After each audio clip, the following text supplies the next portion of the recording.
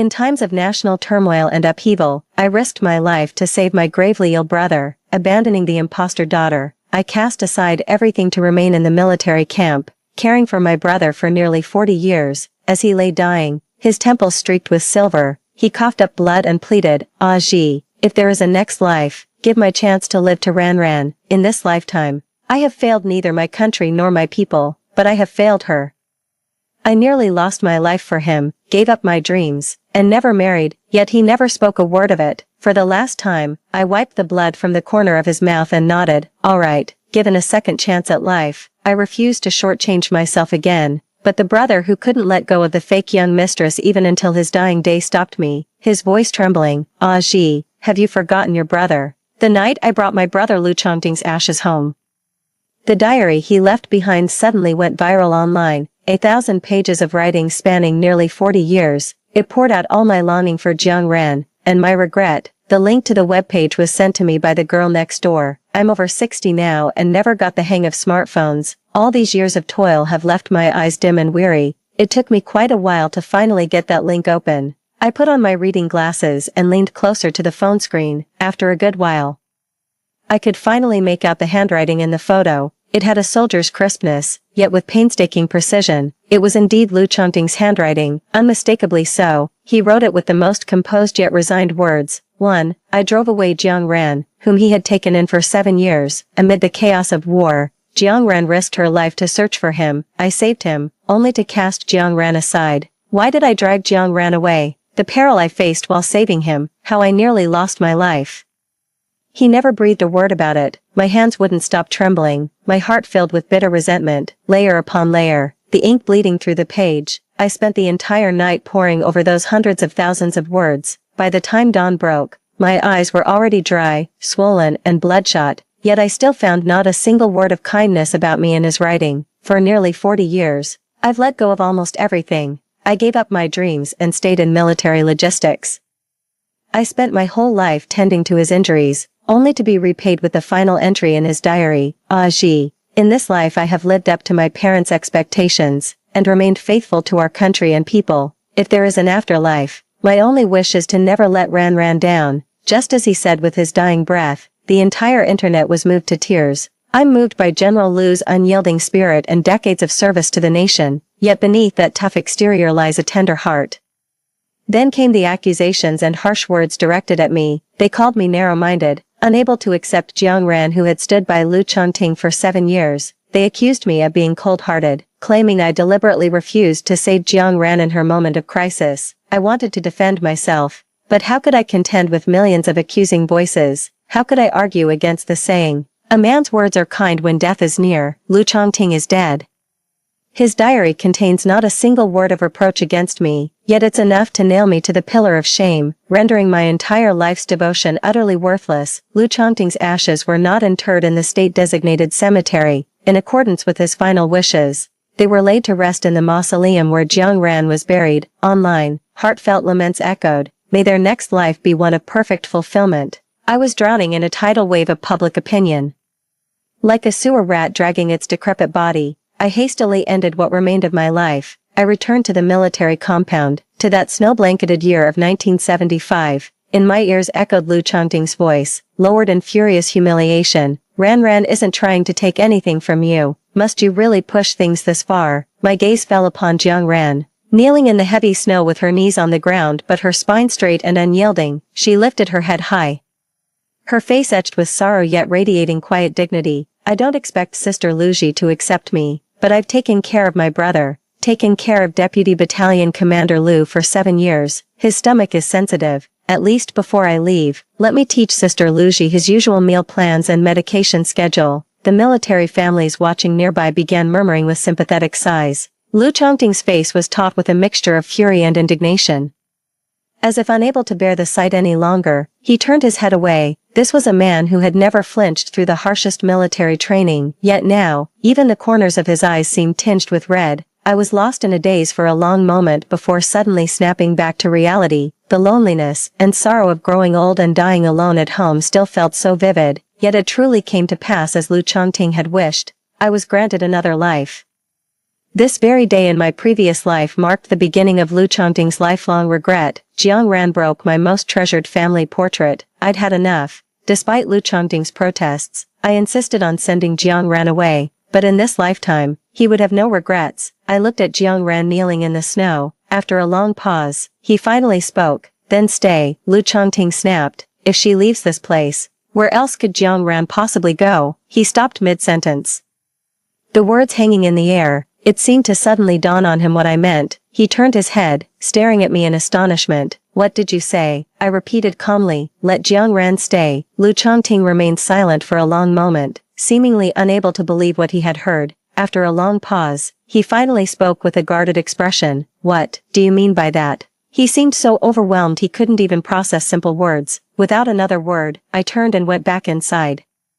Out of the corner of my eye, I saw Lu Chongting take off his military coat. The man hurried into the snow, his voice trembling with concern. Get up quickly, you'll freeze your knees. I don't know why it suddenly came to mind. In my previous life, after Jiang Ran passed away, during the 40 years I cared for Lu Chongting, it seems he never once draped a coat over my shoulders on snowy days. Honestly, it's just so meaningless.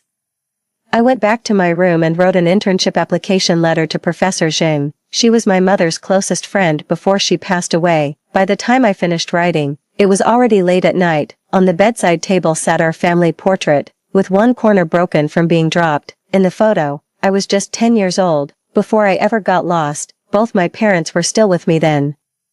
What a cruel twist of fate, to be given a second chance, yet I still didn't get to see them one last time. From beyond the door came the muffled sound of Lu Chongting's deep, concerned voice. Then Jiang Ran's slightly nasal voice replied, "It doesn't hurt anymore." I reached out, gently brushing my fingertips over my parents' brows. Softly, I added, "In this lifetime, I won't be looking after our brother for you anymore. In this lifetime, I only wish to stop shortchanging myself." The next day, I woke up bright and early. With my internship application in hand, I headed downstairs and found Lu Chongting and Jiang Ran having breakfast. The moment they saw me coming down, their light-hearted conversation came to an abrupt halt. Jiang Ran stared in surprise for a moment before exclaiming, "Sister Luji, why are you up so early today?" I ignored her and walked straight out. Looking embarrassed, Jiang Ran stood up and stopped me. "Brother."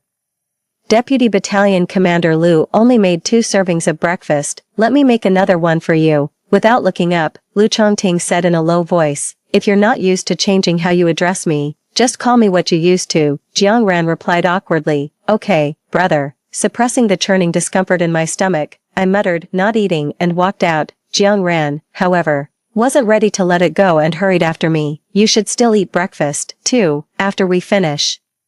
You can drive me to school, and Sister Luji can come along too." When I opened my eyes again, I stopped in my tracks. He turned to face her. I said, "I'm not eating." "What's wrong? Are you deaf?" Lu Chongting slammed his chopsticks on the table with a loud thud, his face flushed with anger. "Just leave her be, Ran. Just finish your breakfast. I'll drive you to school afterward." I took the bus to school, and the journey took me over an hour. When I arrived at the school gate, I happened to see Lu Chongting's car pulling up. I pretended not to notice and walked through the school gate, spotting Professor Jing in the distance. I quickened my pace to catch up with him. Behind me, Jiang Ran seemed to be calling my name again, but I paid no attention. I handed my internship application to Professor Jing. Professor Jing looked quite surprised and asked, "What made you change your mind all of a sudden? Last time I approached you, you were so stubborn, insisting you had to take care of your brother." I didn't offer much explanation, simply replied, "I'm still young, and I want to start planning for my own future too." Professor Zheng's expression softened as he patted my head.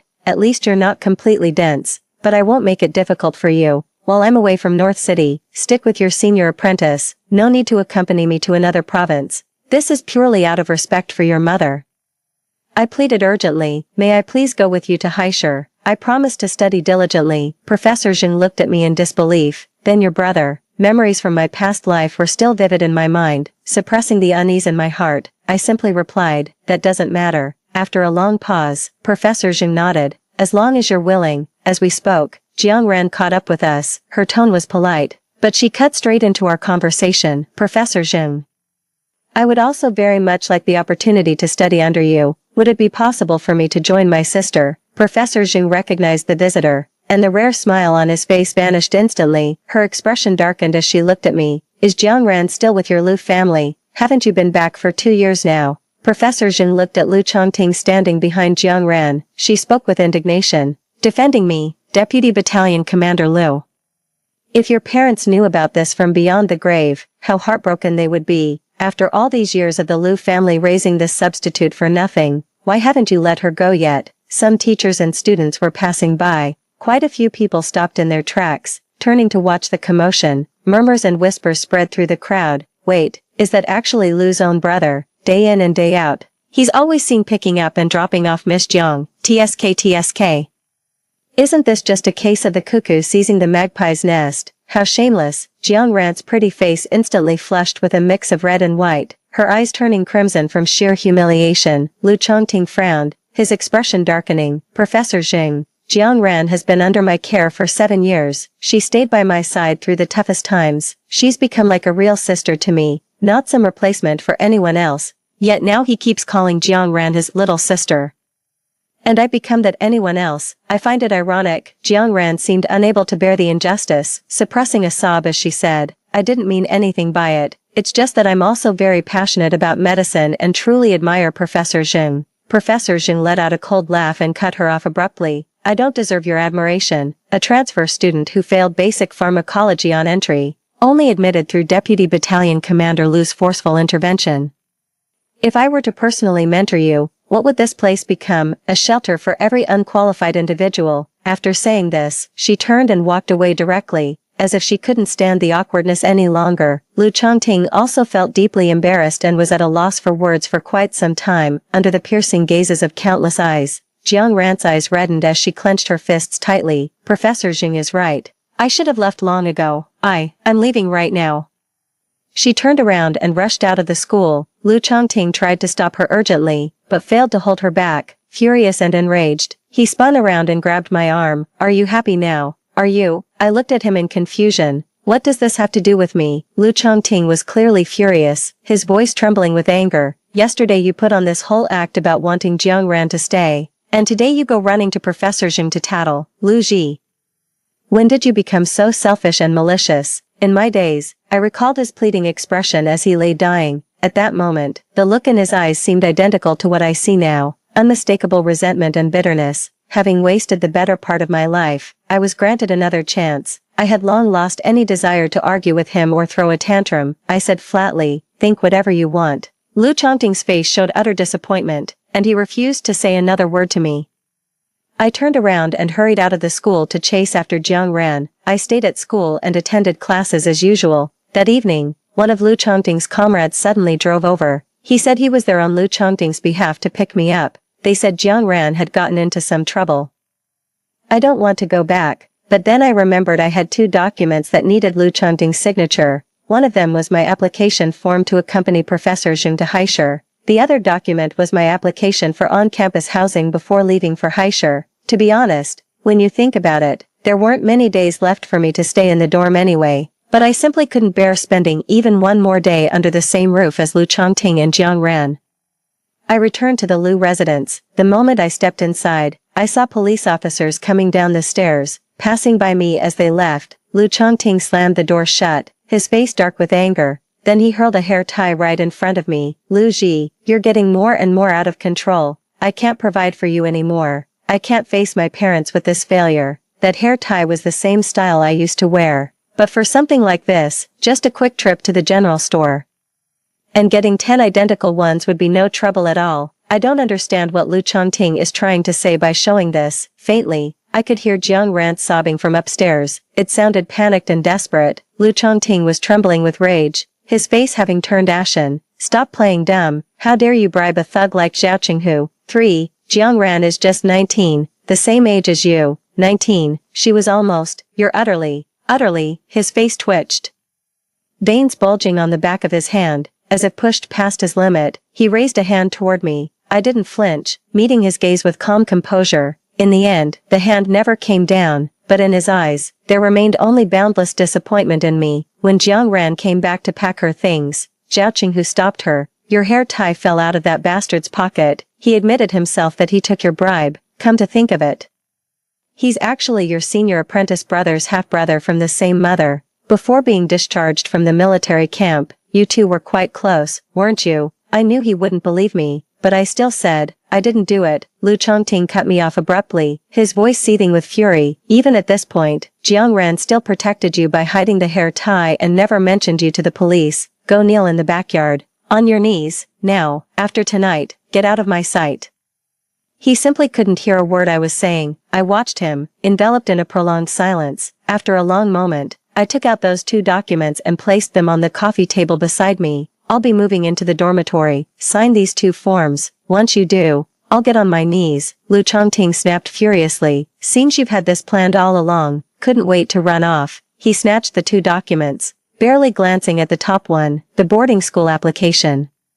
He didn't even bother looking at the remaining form, signed both in one rushed motion, and flung them back at me. Don't you dare get up before dawn. The moment day breaks, get the hell out of here. I stood up, tucked away the document, and headed toward the backyard. Lu Chongting gritted his teeth behind me. If our parents knew from beyond the grave, I never want to see a disgraceful daughter like you again. As for the rest, I really have nothing to argue about, but this particular remark. I turned around and looked at him calmly, saying, they won't, they'll believe me. Lu Chongting's face froze for an instant. I didn't wait for his response after speaking. I couldn't make out what else he said in his fury. I went to the backyard. The moonlight was exceptionally bright on that snow-covered night. I tucked those 2 slips of paper inside my coat, close to my heart. Somehow, an extraordinary sense of peace settled within me. That was the path of departure I would soon tread.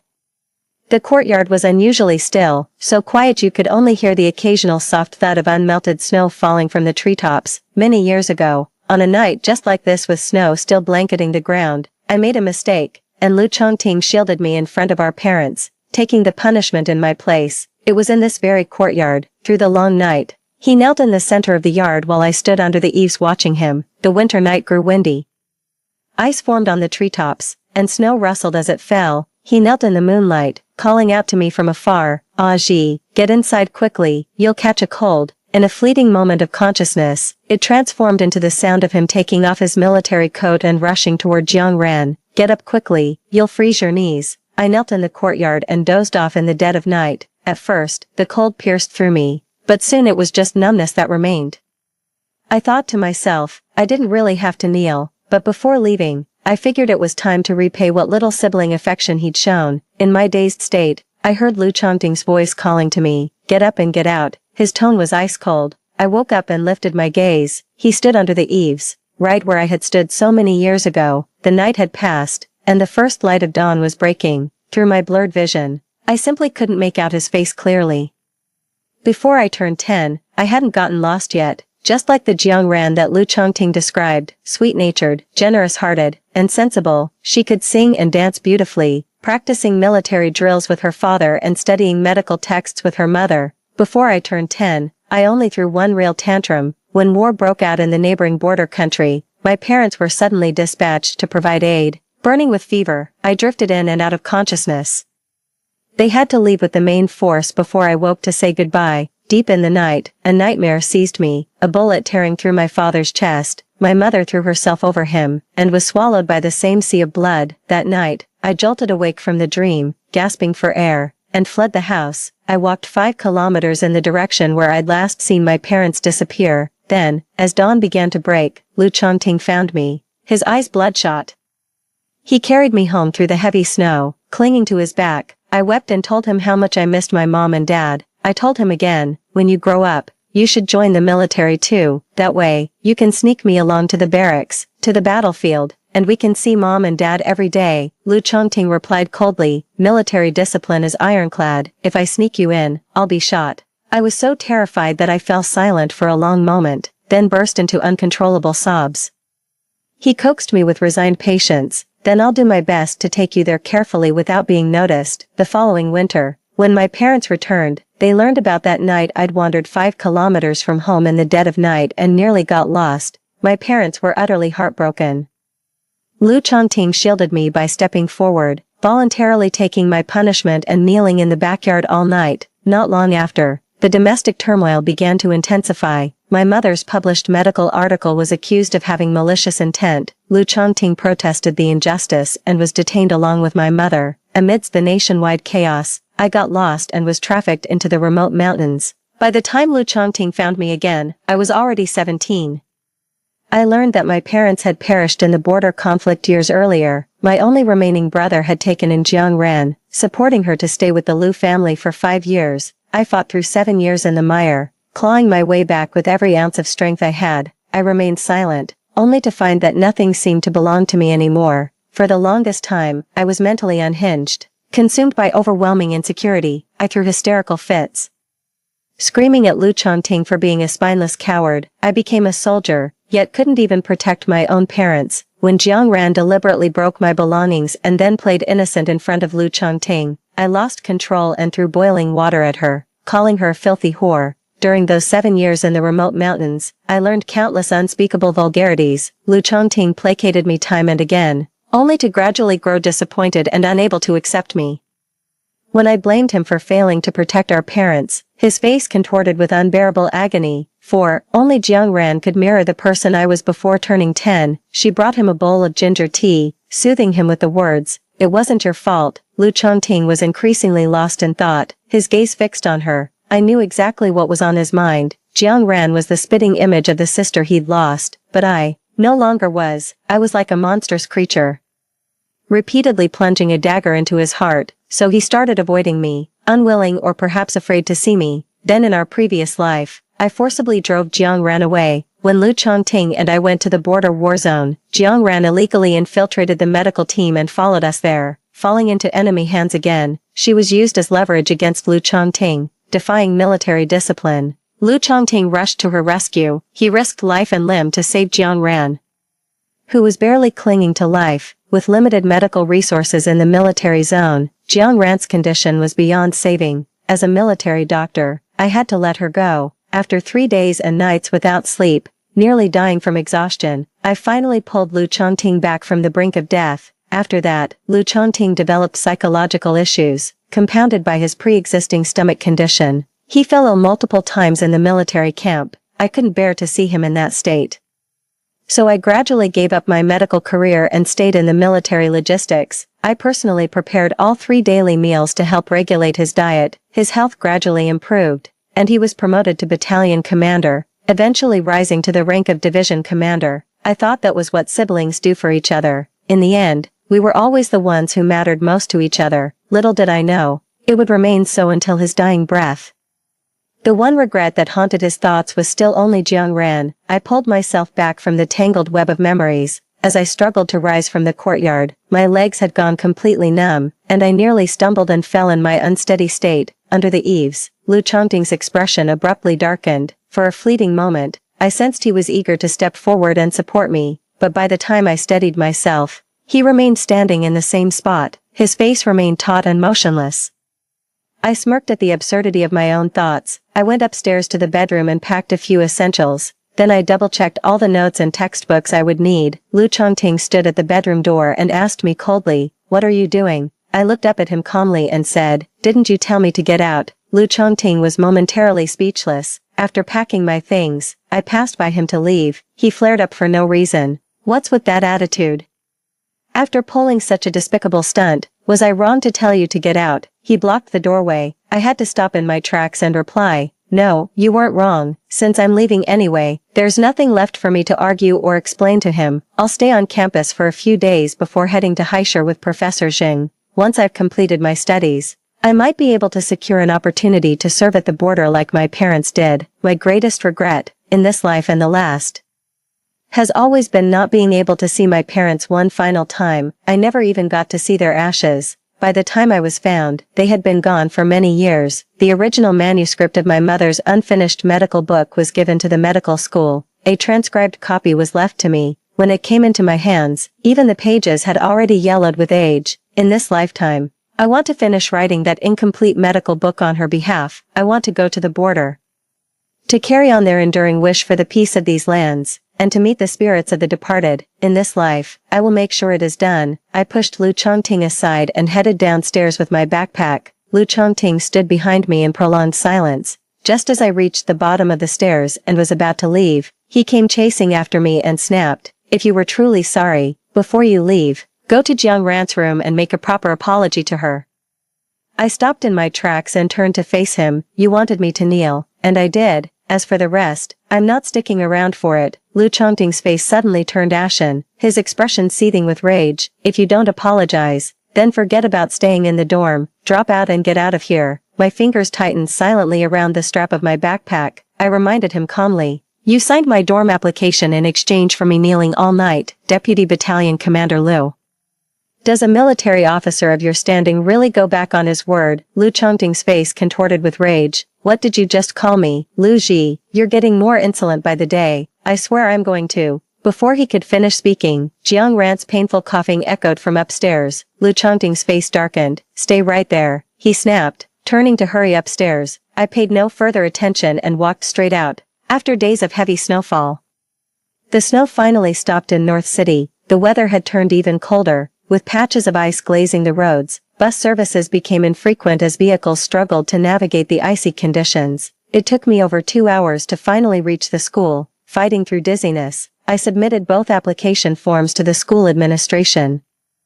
Over the next few days, I continued making preparations for leaving school and heading to Haishur. On the morning of the third day, my cold and fever suddenly worsened, so my senior Peiyu took me to the hospital. When I arrived, I happened to run into Lu Chongting and Jiang Ran again. Jiang Ran was in the room next to mine, with Lu Chongting staying by her side. Rumor has it her mental state was so dire that she jumped from her bedroom window, even though it was just the second floor. With grass below, yet Lu Chongting cancelled his military duties last minute, defying orders to take extended leave and stay by her side. It seems this cost him the promotion to battalion commander. Whenever I stepped out to fetch water or meals, I'd often hear her crying. Lu Chongting patiently coaxed her, over and over, just like how you'd comfort a child, the way he used to comfort me before I turned 10. As I passed by the hospital room, my eyes met Jiang Ran's innocent gaze. Her eyes looked pitiful, yet held a hint of smugness. 5. In the evening, Lu Chongting abruptly left, apparently due to an urgent matter at the military camp. One of Jiang Ran's classmates came to visit and pulled her along the corridor. They then stood outside my hospital room, chatting and laughing in hushed tones. "You've got some nerve. What if Zhao Qinghu had actually laid a hand on you?" "I'm not stupid. Zhao Qinghu's been tailing me every other day, all bark and no bite. Besides, the military compound is swarming with armed guards." The moment I called out, people came running. I went all the way to the supply cooperative to buy that hair tie. I said it was Lu Ji's. Lu Chongting wouldn't dare investigate. "Do you really think he'd have the nerve to make that public? If this turns out to be true, Lu Ji will be detained along with Zhao Qinghu and her reputation will be ruined." I sat on the edge of the bed, organizing the last of my medical notes.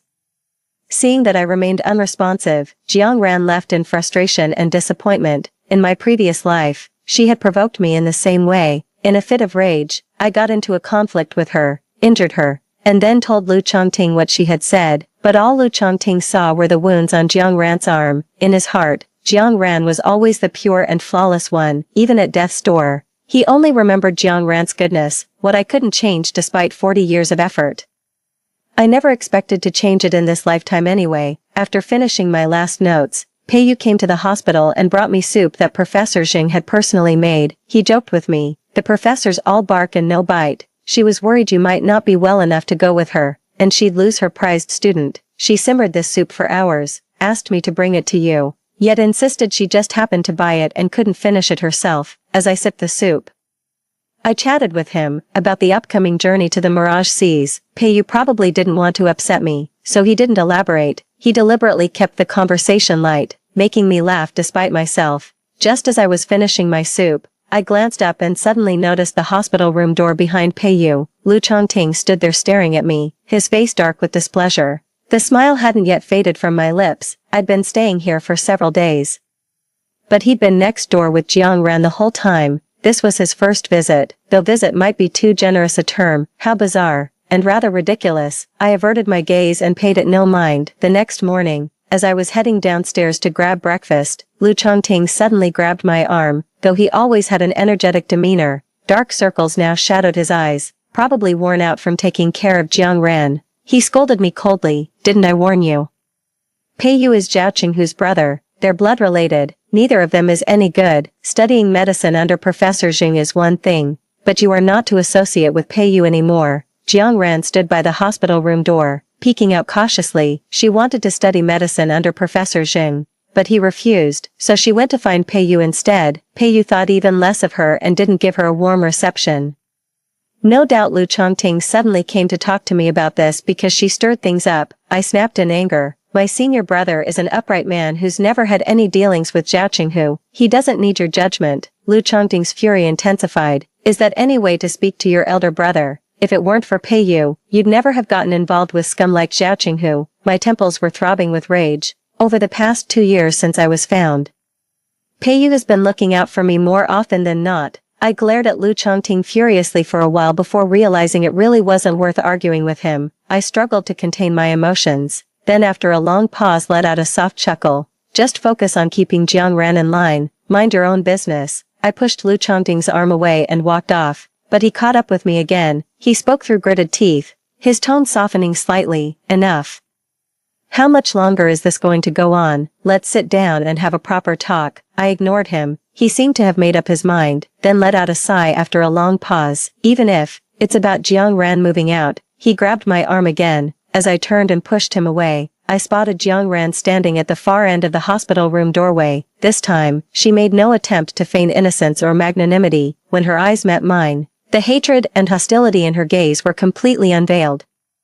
I shoved Lu Chongting's arm aside and headed straight downstairs. I bought breakfast and filled an enamel cup with hot water. On my way back to the ward, Jiang Ran stopped me in the corridor. I stared at her, completely baffled. Her face contorted as she suddenly reached out and violently shoved the enamel mug in my hands. Boiling water came splashing out. I hastily let go of the mug and took a step back. My hand still got splashed by the scalding water, leaving an angry red mark. A doctor's hands are their most precious asset. Fortunately, I let go quickly, so no serious harm was done. Yet, the blood throughout my body surged violently to my head. These hands of mine must be preserved to finish writing my mother's medical texts. I raised my hand and slapped Jiang Ran hard across the face. From behind came Lu Chongting's furious roar. Lu Ji, what do you think you're doing? Jiang Ran's eyes instantly welled up with tears. I felt sick at the sight and didn't hesitate any longer. Another sharp slap landed on the other side of her face. Lu Chongting rushed forward, grabbed my shoulder, and slapped me across the face. Lu Ji, you're beyond redemption. In this life and the last, this was the first time he had ever hit me. I felt no pain, no sorrow, just a world washed crimson before my eyes.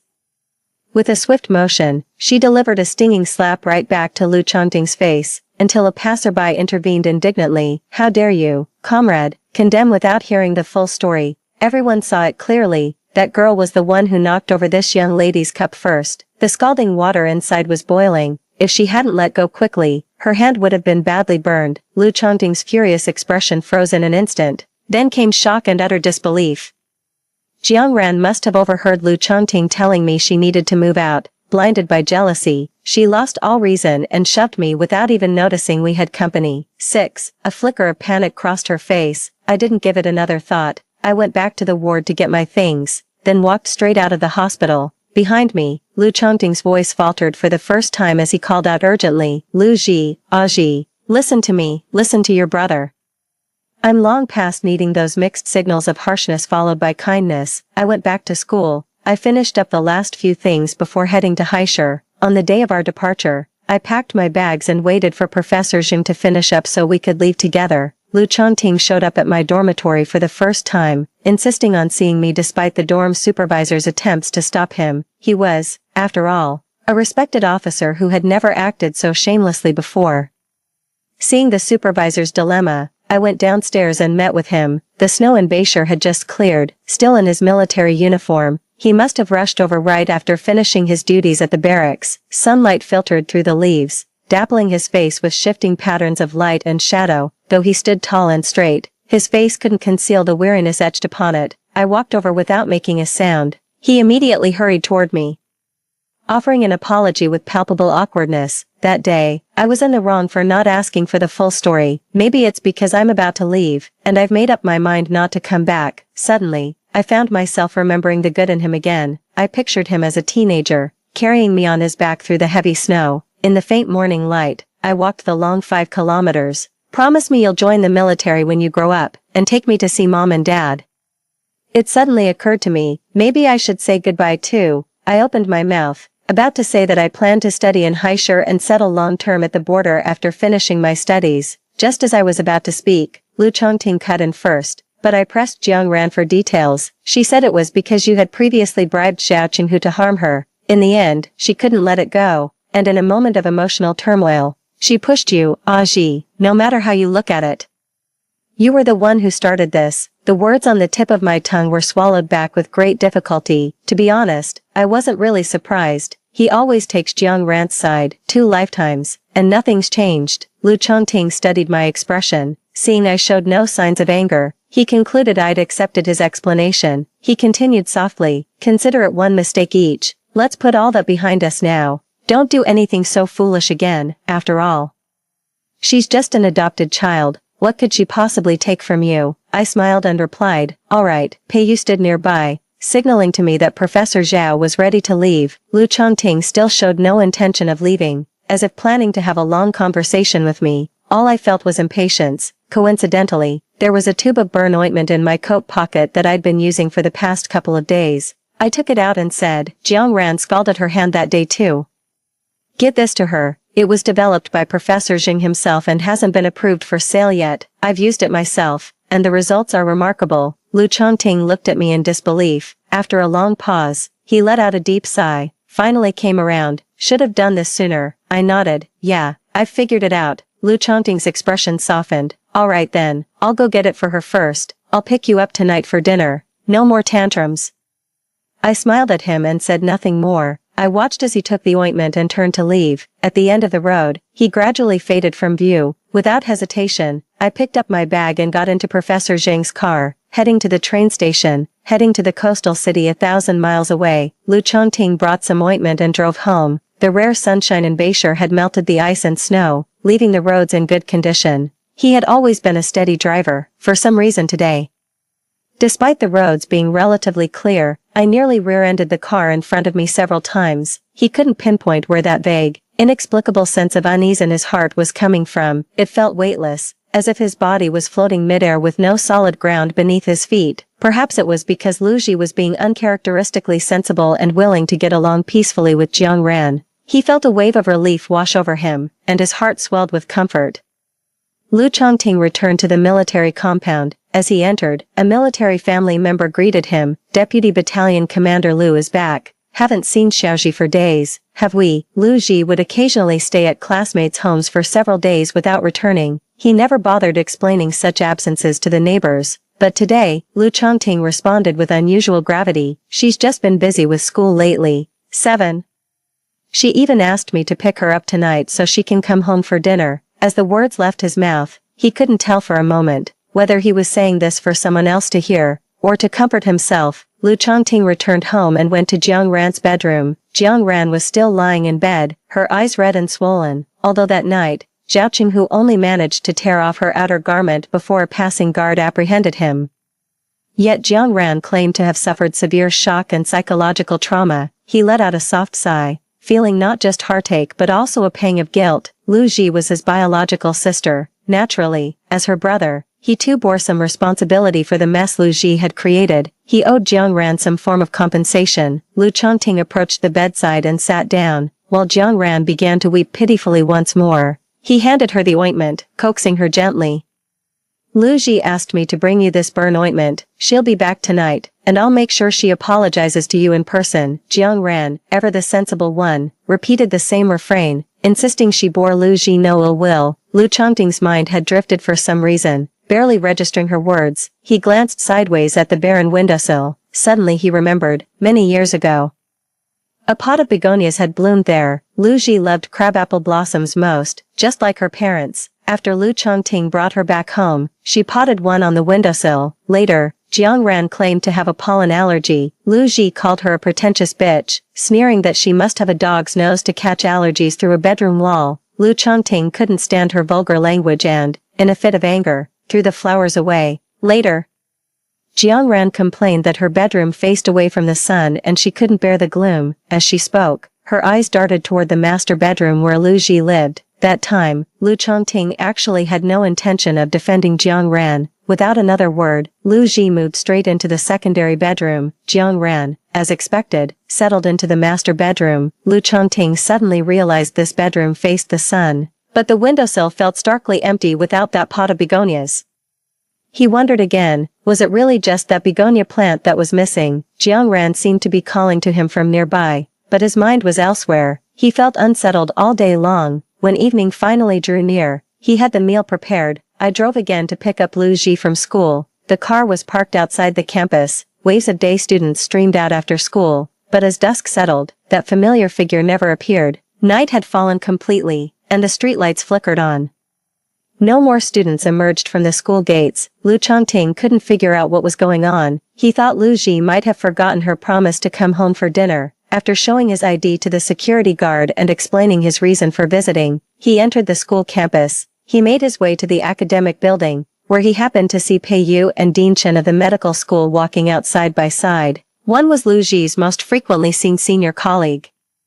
The other a respected mentor she held in high esteem. There was no way these two wouldn't know about Lu Ji's whereabouts. Lu Chongting immediately quickened his pace to catch up, cutting off their path. Dean Chen's face froze in an instant, his voice tinged with confusion as he said, Lu Ji, didn't Lu Ji leave with Professor Jing this afternoon? It could be years. Deputy Battalion Commander Lu, you know that. Lu Chongting staggered as if struck by a thunderbolt, nearly losing his balance.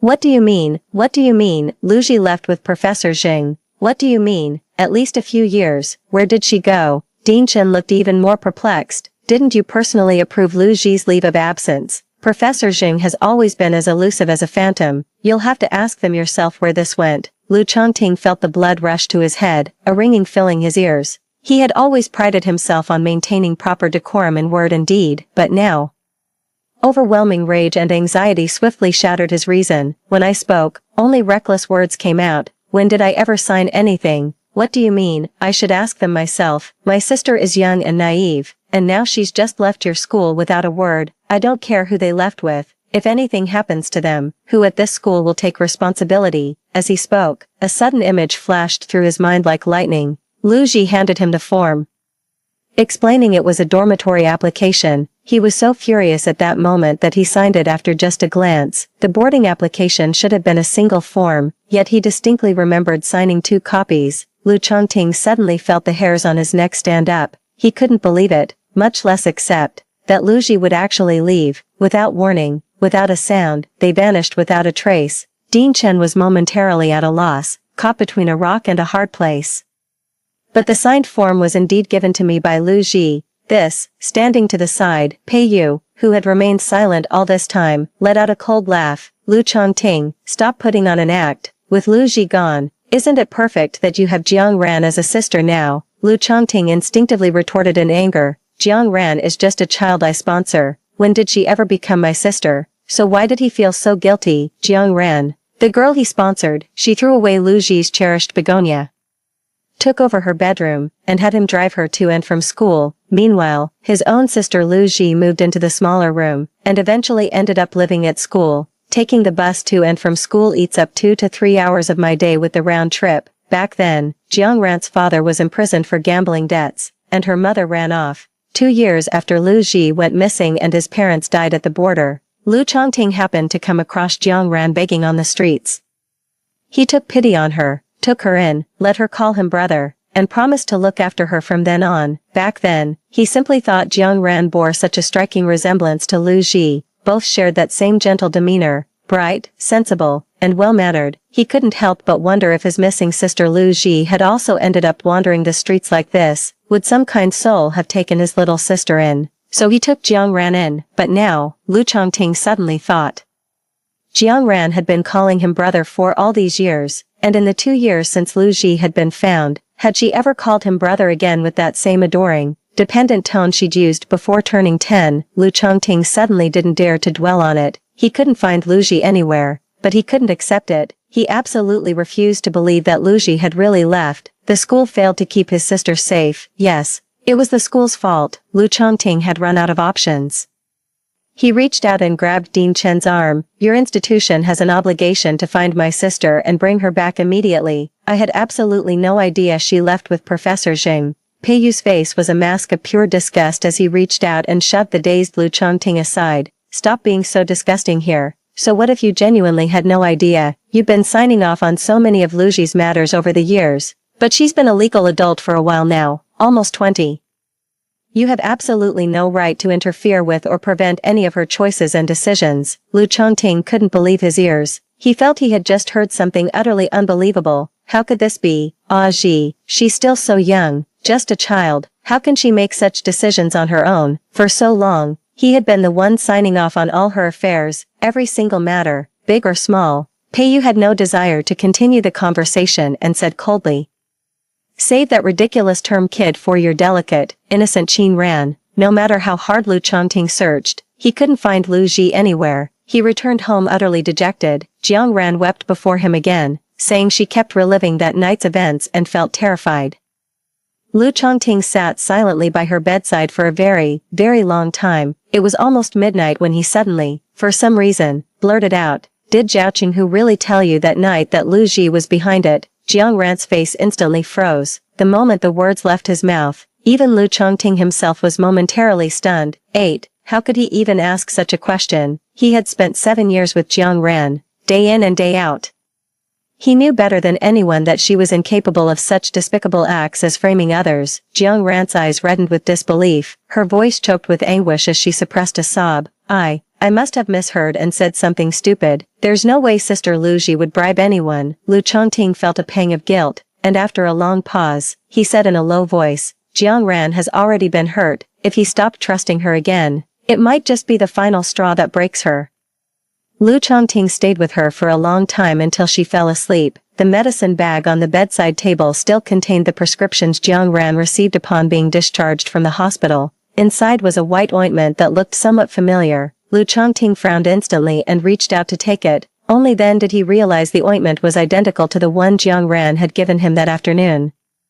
The so-called newly developed ointment by Professor Xing that Jiang Ran had mentioned turned out to be nothing more than the most common burn ointment prescribed at hospitals. She lied to him. Why would she deceive him? Lu Chongting was no fool. At this point, he could no longer remain oblivious to the truth. Lu Ji's desire to reconcile with Jiang Ran was a pretense, and her request for him to deliver the ointment was merely a ruse. She was simply, just wanted to get him out of the way.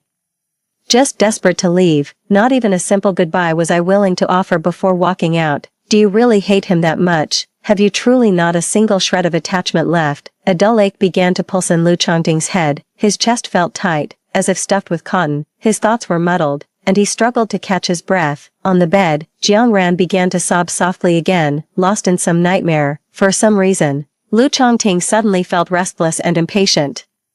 He got up and went into the study. Closing the door behind him, he lit a cigarette. Military discipline was strict, so he rarely smoked under normal circumstances, but tonight, the ashtray was slowly filling with cigarette butts. In the dead of night, Jiang Ran woke up and came knocking at his door. Thunder rumbled outside, a rare occurrence in winter, and she said she was scared. Lu Chongting pretended to be asleep, feigning ignorance. It just suddenly occurred to him that Lu Ji used to be terrified of thunderstorms too. Before Lu Ji turned 10, her parents were often away from home. Every time thunder rumbled and lightning flashed, she would come crying to his bedroom. Later, he found the 17-year-old Lu Ji again. No matter how loud the thunder roared at night, only Jiang Ran would cry. Lu Ji never came to him again. Lu Chongting used to think that perhaps after being lost for so many years, what she once feared no longer frightened her. But now, it suddenly occurred to him, was she truly unafraid, or should I stop counting on his protection? Amidst the chaos in his mind, he recalled his mother's suicide letter. Lu Ji was the only one she couldn't let go of. "Chongting, you must bring our sister back safe and sound. You must take good care of your sister. She may seem well behaved, but she's actually quite timid. You absolutely must look after your sister." Later, Lu Chongting found Lu Ji again. The sister who was once sweet and gentle had become foul-mouthed, rude, and domineering. Time and again, she would reopen his wounds and demand, "You couldn't even protect your own parents after joining the military. You're useless." Lu Chongting thought to himself that he had failed to protect his parents and had let his sister down. He failed to bring back his sister as she once was, and he let his parents down. That's why he dreaded facing Lu Ji's furious, accusatory glare. He'd rather live in a dream, facing Jiang Ran who was as sensible and sweet as Lu Ji used to be. He kept deluding himself, over and over. Next time, or the time after that, he would definitely have a proper conversation with Lu Ji. he would no longer avoid her and would make a genuine effort to connect with Lu Ji. He would take good care of her and make it up to her. It felt to him like no time had passed at all, in the blink of an eye. 2 whole years had passed, 2 years, 2 whole years, Lu Ji was gone, and he could no longer find her. All those words he was afraid to say, the confessions, the regrets, they would never be spoken. The cigarette burned down to his fingertips, a sudden sting jolting through him. Lu Chongting snapped back to reality, his vision blurred with a hazy crimson. He stared blankly at his hand, now seared with a bloody hue. These past 2 years. These 2 years, what in the world has he done? No.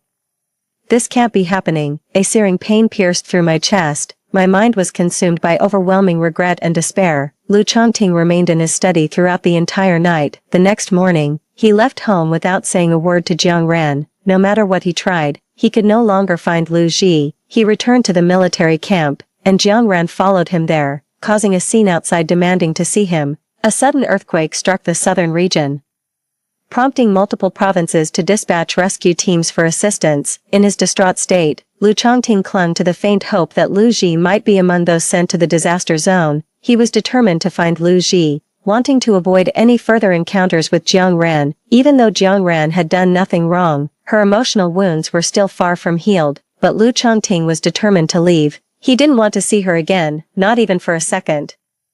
Lu Chongting volunteered to join the disaster relief mission and submitted his request to the camp. That very afternoon, he left the capital city with the military convoy headed for the disaster zone. They arrived at the disaster area the following evening. Without a moment's rest, Lu Chongting immediately joined the rescue team. The disaster area was in chaos, with criminals seizing the opportunity to loot and rob.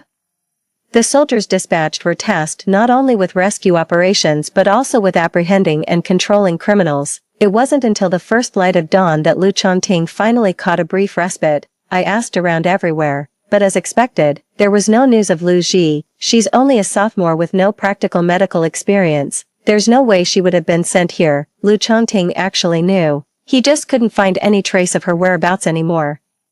On the third afternoon of Lu Chongting's stay in the disaster zone, just as he was completely exhausted from non-stop work, he caught faint cries for help from behind a pile of rubble not far away. The voice sounded hauntingly familiar. His heart leaped into his throat, and he rushed toward the sound without a second thought. The woman pinned to the ground by a man turned out to be Jiang Ran. Lu Chongting tried desperately to rescue her, only to find the assailant illegally armed with a gun. In his frenzied state, the man severely injured Jiang Ran and shot Lu Chongting in the leg. After subduing the criminal, medical personnel immediately provided treatment to both Lu Chongting and Jiang Ran. Jiang Ran had illegally infiltrated the medical team just to find Lu Chongting. Lu Chongting was a moderately well-known officer dispatched as reinforcement. The disaster area suffered from severe shortages of medical supplies. The rescue team decided to prioritize Lu Chongting for medical attention.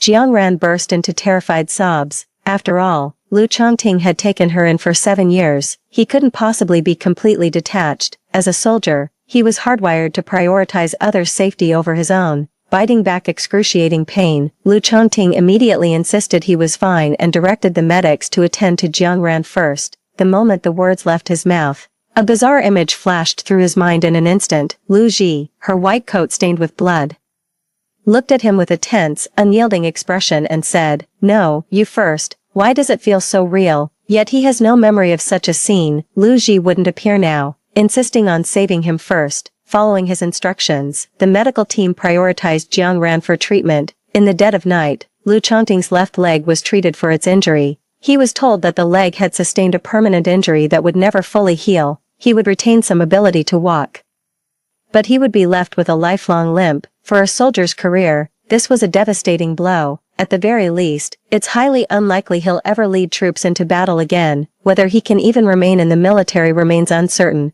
Any chance of promotion is now indefinitely postponed. As the medical staff informed him, their eyes repeatedly drifted toward Jiang Ran on the makeshift bed nearby. Her eyes betrayed unconcealed loathing. When the nation faces adversity, people unite as one to provide disaster relief, yet she sneaked in and caused such major trouble. As they left, a medical worker muttered under their breath, "How can you still find time to cry? Worry about how many years you'll be spending in prison first." Lu Chongting's heart sank, as if gradually plunging into an icy abyss. I pretended not to notice. He was only in his 20s. on the verge of being promoted to battalion commander. Yet his future and dreams were almost brought to an abrupt end right then and there. Jiang Ran was taken by the police for investigation and faces imprisonment for obstructing rescue efforts. Before leaving, she abandoned all pretense of composure and desperately cried out to Lu Chongting for help, but the man who always shielded her without hesitation, this time stood dazed and unresponsive. In the dead of night, Lu Chongting was jolted awake by a bizarre dream. He found himself immersed in a series of surreal scenes. In this vision, he saw a diary left behind after his death at nearly 70. The dream began with Jiang Ran slipping into the medical team to seek him out, but in the dream, it wasn't an earthquake-stricken area. It was a battlefield in a neighboring border country. Jiang Ran was also in grave danger, and Lu Chongting rushed to her rescue without a second thought. In the end, when both he and Jiang Ran were hovering between life and death, Lu Ji, the military medic, chose to treat him first. Ignoring his pleas, they abandoned Jiang Ran. She explained, Jiang Ran's condition is beyond saving. Even if she miraculously survived, her actions would still warrant the death penalty. Illegally infiltrating a war zone is a far more serious crime than trespassing in an earthquake disaster area. Yet Lu Chongting remained heartbroken. After all, Jiang Ran had died because of him. During those long years after Lu Ji's disappearance and his parents' passing, it was only through the companionship of Jiang Ran, who resembled Lu Ji, that he found the strength to carry on. Lu Chongting had taken Jiang Ran in for 7 years. It was impossible for him not to feel heartbroken, not to be consumed by guilt. So, in his diary, he poured out all his longing and remorse for Jiang Ran. In his dying moments, his consciousness fading, he expressed his wish to give his chance at life to Jiang Ran. He said that in this life, he had failed neither his country nor his people, but he had failed Jiang Ran. As a soldier, he believed he had a clear conscience and had not failed his country, but he never thought that meant he owed Lu Ji nothing, nor did he ever consider blaming Lu Ji for Jiang Ran's death. He had not forgotten Lu Ji's nearly 40 years of sacrifice and dedication for his sake. She was his own sister, his only remaining family in this world. How could he possibly resent or hate her? How could his care and affection for Jiang Ran ever surpass what he felt for his own sister? In his diary, he also poured out endless guilt toward Lu Ji, along with profound regret and anguish over her stubborn abandonment of her dreams. But that lost diary fell into the wrong hands. After Lu Chongting's death, it was obtained by the media to chase clicks and sensationalism. Journalists took the diary out of context and deliberately twisted its contents. They erased most passages about Lu Ji, leaving only his regrets regarding Jiang Ran. They deliberately highlighted only the fact that Lu Ji had abandoned Jiang Ran, while omitting the reasons behind it. And so, Lu Ji, who had sacrificed everything to care for him for nearly 40 years, was slandered, vilified, and attacked after his death, like a rat scurrying across the street.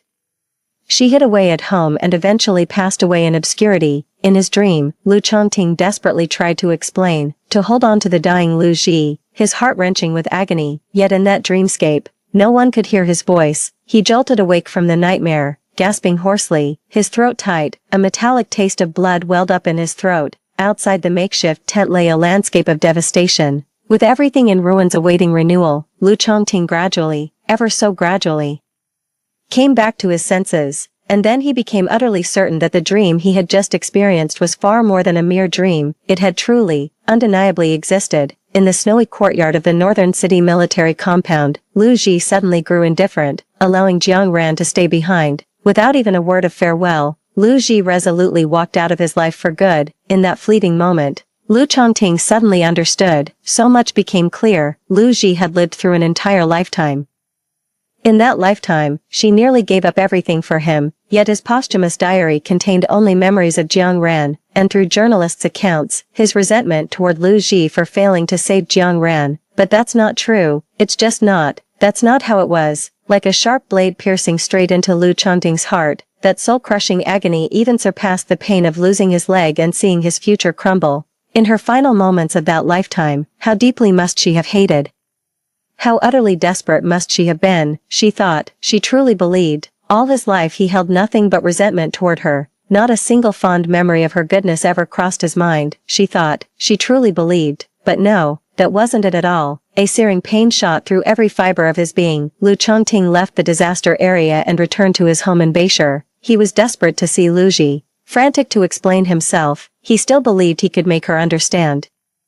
There's still time, there must be, but stepping inside, he was met with hollow silence. He'd forgotten again. Lu Ji had long since departed, taking every trace of her existence with her. Heartbroken and despondent, Lu Chongting entered Lu Ji's bedroom. Her room barely retained any traces of her presence anymore. Her clothes, her books, even the things she no longer wanted had been cleared away by her. Lu Chongting searched desperately, frantically trying to find something more, until he discovered a notebook in the cabinet beside her bed. Lu Chongting would never forget this notebook. It was the birthday gift he had given Lu Ji when she turned 9. Back then, she was still the little sister who relied on him the most. At that time, when Lu Ji received this gift, she looked up at him and said, "If you ever treat me badly, I'll write it all down in this notebook." The notebook was filled with many entries. It all started with those awkward handwriting strokes. 10. My brother stole the dumplings Mom packed for me, but when he saw me crying, he apologized and promised me 10 times as many. Does he think I'm some bottomless pit that could eat that much? My brother forgot to water my flowers, and they almost died, but he made it up to me with a whole garden of new ones. So many little grievances. In the end, they all dissolve into a single thought. Ah, forget it, I forgive him. Later entries show Lu Ji's handwriting at age 17, neat and graceful strokes. There was one breakfast short, so my brother gave mine to Jiang Ran. My brother threw away the crabapple blossoms. This time, he didn't apologize or replace my entire garden of flowers. Oh, it's been so long since he last apologized to me. He said, "Lu Ji, you need to apologize to Ran Ran. Lu Ji, you're in the wrong. Lu Ji, how did you become like this? Forget it, never mind. Let it all go." The words recorded afterward grew fewer and fewer. The complaints were gone, leaving only a resigned sense of disappointment. Lu Chongting's hand holding the notebook began to tremble, until the final page. Many rather peculiar words were left behind. "You've got some nerve. What if Zhao Qinghu actually laid a hand on you? I'm not stupid. Zhao Qinghu follows me around every few days, all bark and no bite. Besides, the military compound is swarming with armed guards. All I had to do was yell, and people came running. I went all the way to the supply and marketing cooperative to buy that hair tie. I said it was Lu Ji's, and Lu Chongting didn't dare to investigate. Do you really think he'd dare to make that kind of thing public? If this is true, Lu Ji would be detained along with Zhao Qinghu. What does that mean?" Lu Chongting furrowed his brow. Gradually, a dreadful suspicion began to surface in his mind. These couldn't be the words Lu Ji intended to say. Rather, she always carried her notebook out of habit. These were just recordings of other people's conversations. Who said them? The answer is all too obvious. Accused Zhao Qinghu of assaulting her, claimed Lu Ji put him up to it, and said she found Lu Ji's hair tie. It was Jiang Ran. But how could this be? How is this even possible? Lu Chongting had taken Jiang Ran in for 7 years, past life, present life. He had never once doubted Jiang Ran's character. She was sweet-natured, sensible, and magnanimous. Lu Chongting shook his head in utter despair. Impossible. Absolutely impossible. Yet, the well-behaved Jiang Ran caused Lu Ji's begonia to be cast aside. The obedient Jiang Ran moved into Lu Ji's master bedroom. The magnanimous Jiang Ran allowed Lu Ji to take the bus to and from school, and even arranged for her to live on campus. Really, truly, was she really that well-behaved and innocent? But it's been 7 years, 7 whole years. Could it be that he was actually wrong? But what if he was wrong? All these years, all these long years, there's even a whole lifetime from a previous existence. How much humiliation and mistreatment must Lu Ji have endured? No, impossible. Someone knocked on the door downstairs, and then Lu Chongting's comrade came in and went upstairs to find him. The visitor looked helpless and troubled. "Old Lu. Jiang Ran was taken away by the police and has been refusing to cooperate with the investigation, making a scene and demanding to see you. You see, after all, she's your person." Lu Chongting stared blankly at the newcomer. His mind was in complete disarray, racked with violent, convulsive pain. Instinctively, he still wanted to run away. He couldn't bring himself to imagine it, didn't dare to. If that speculation turns out to be true, how could he possibly bear it? Lu Ji was gone, she had left. Or perhaps even, he's never coming back. What if he'd truly wronged Lu Ji all these years? What if Jiang Ran had been deceiving him all along? He couldn't bear to think about it, just couldn't. But this time, there was no escaping it. His Aji, his own sister, was gone, and his future prospects were likely completely ruined. When he spoke, Lu Chongting's voice trembled so much it was almost inaudible. "Help me. Look into a few things. Military personnel always get things done efficiently. Besides, There are many matters where the truth needs to be uncovered. Actually, it wasn't difficult from the very beginning. The truth is, Lu Chongting simply refused to investigate, both unwilling and disinclined. He only ever trusted what he saw with his own eyes and what he chose to believe. For 7 long years, it had always been this way. Late that night, his comrade brought over all the gathered documents. Zhao Qinghu's actions weren't serious enough to warrant a criminal conviction. After being detained for a few days, he's just been released. Lu Chongting's comrade-in-arms simply used a combination of pressure and persuasion, along with a small incentive. The man readily confessed that Jiang Ran had suddenly approached him first, asking him to cooperate in staging that scene outside the military compound. He was only detained for a few days, but Jiang Ran gave him a substantial sum of money. As for the hair tie and matters concerning Lu Ji, Zhao Qinghu knew nothing about them and had long forgotten who Lu Ji was. The comrade-in-arms then investigated and found the female classmate Jiang Ran interacted with most frequently at school. The parents, intimidated by the military personnel, immediately scolded their daughter harshly when they saw them show up at their door.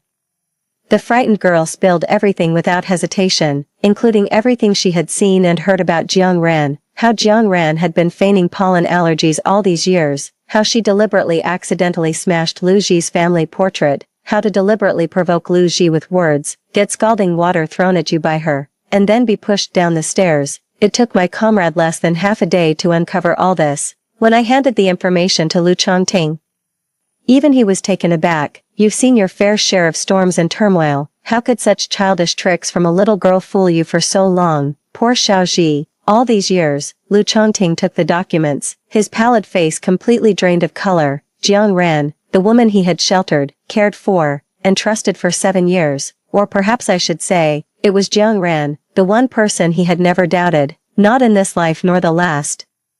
So it had been happening right under his nose all along. He had allowed his own sister to be hurt so many times, so brazenly, the very sister he had promised his parents, and himself, countless times that he would always protect. Now, only disappointment remains, and I'm leaving for good. Lu Chongting remembered again the last time he saw Lu Ji, downstairs at Lu Ji's dormitory. She hadn't actually been that resolute to begin with. Having been siblings for nearly 20 years, he knew her all too well.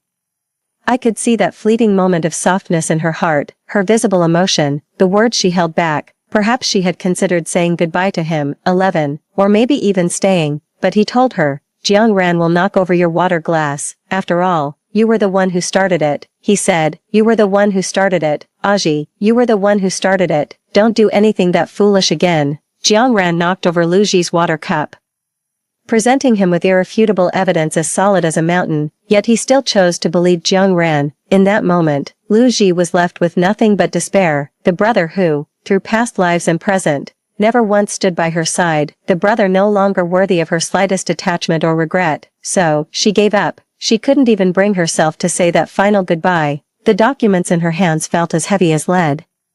Lu Chongting's palm trembled uncontrollably until he could no longer bear it. Staggering unsteadily, hands trembling, the stack of documents slipped from his grasp, scattering and fluttering down. They spread across the floor. Beside him, his comrade sighed, that child Xiaoji, she probably won't be coming back. Lu Chongting's head snapped up, his eyes filled with nothing but boundless terror and despair. Tears fell without warning, leaving an icy chill from head to toe.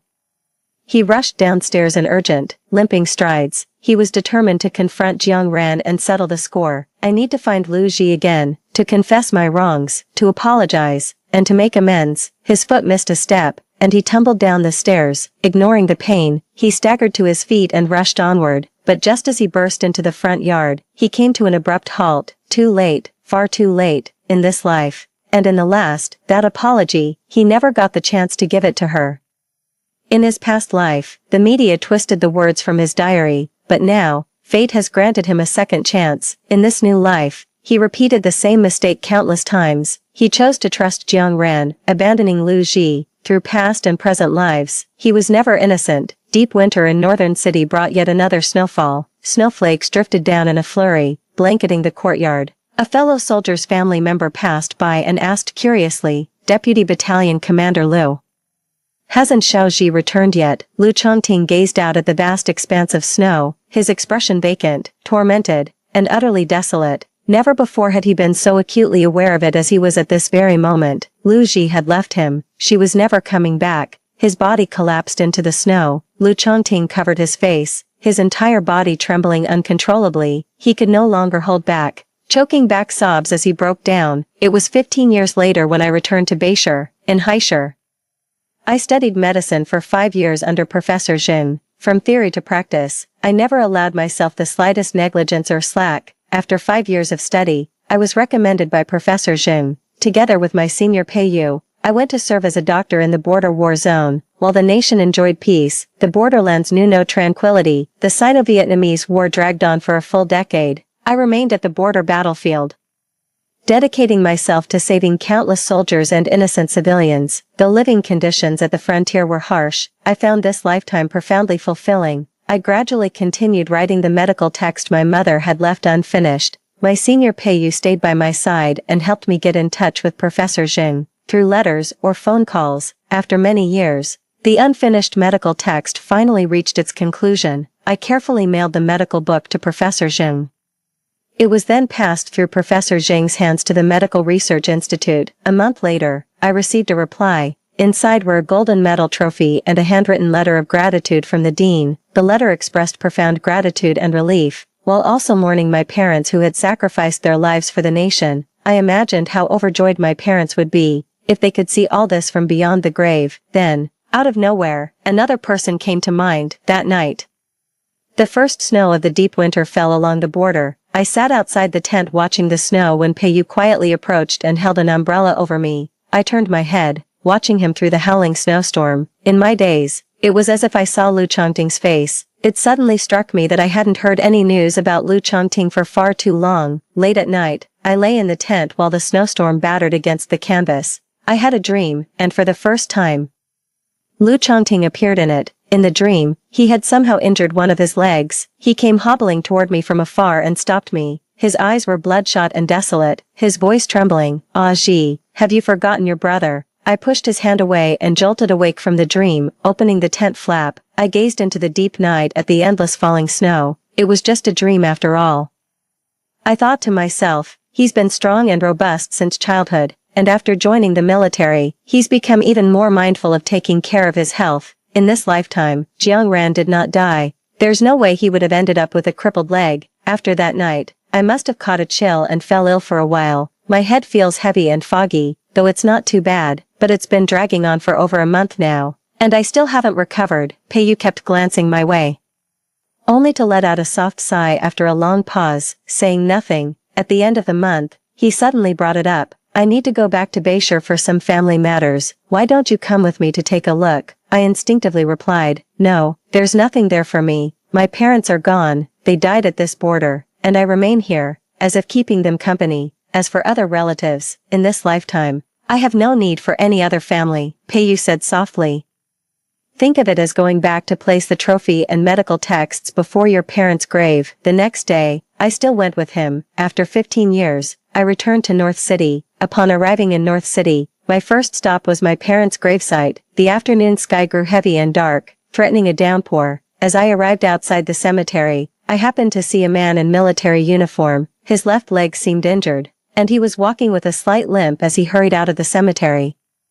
People with leg injuries generally shouldn't be out in the rain. I happened to have an umbrella with me just in case. After a moment's hesitation, I quickened my pace and approached him, asking, "Would you like this umbrella?" The man abruptly halted his steps. The sky was dark, and with his military cap pulled low, he kept his head down. I couldn't make out his face clearly, but I saw his figure suddenly freeze in place. For a long moment, he abruptly lifted his gaze. 12.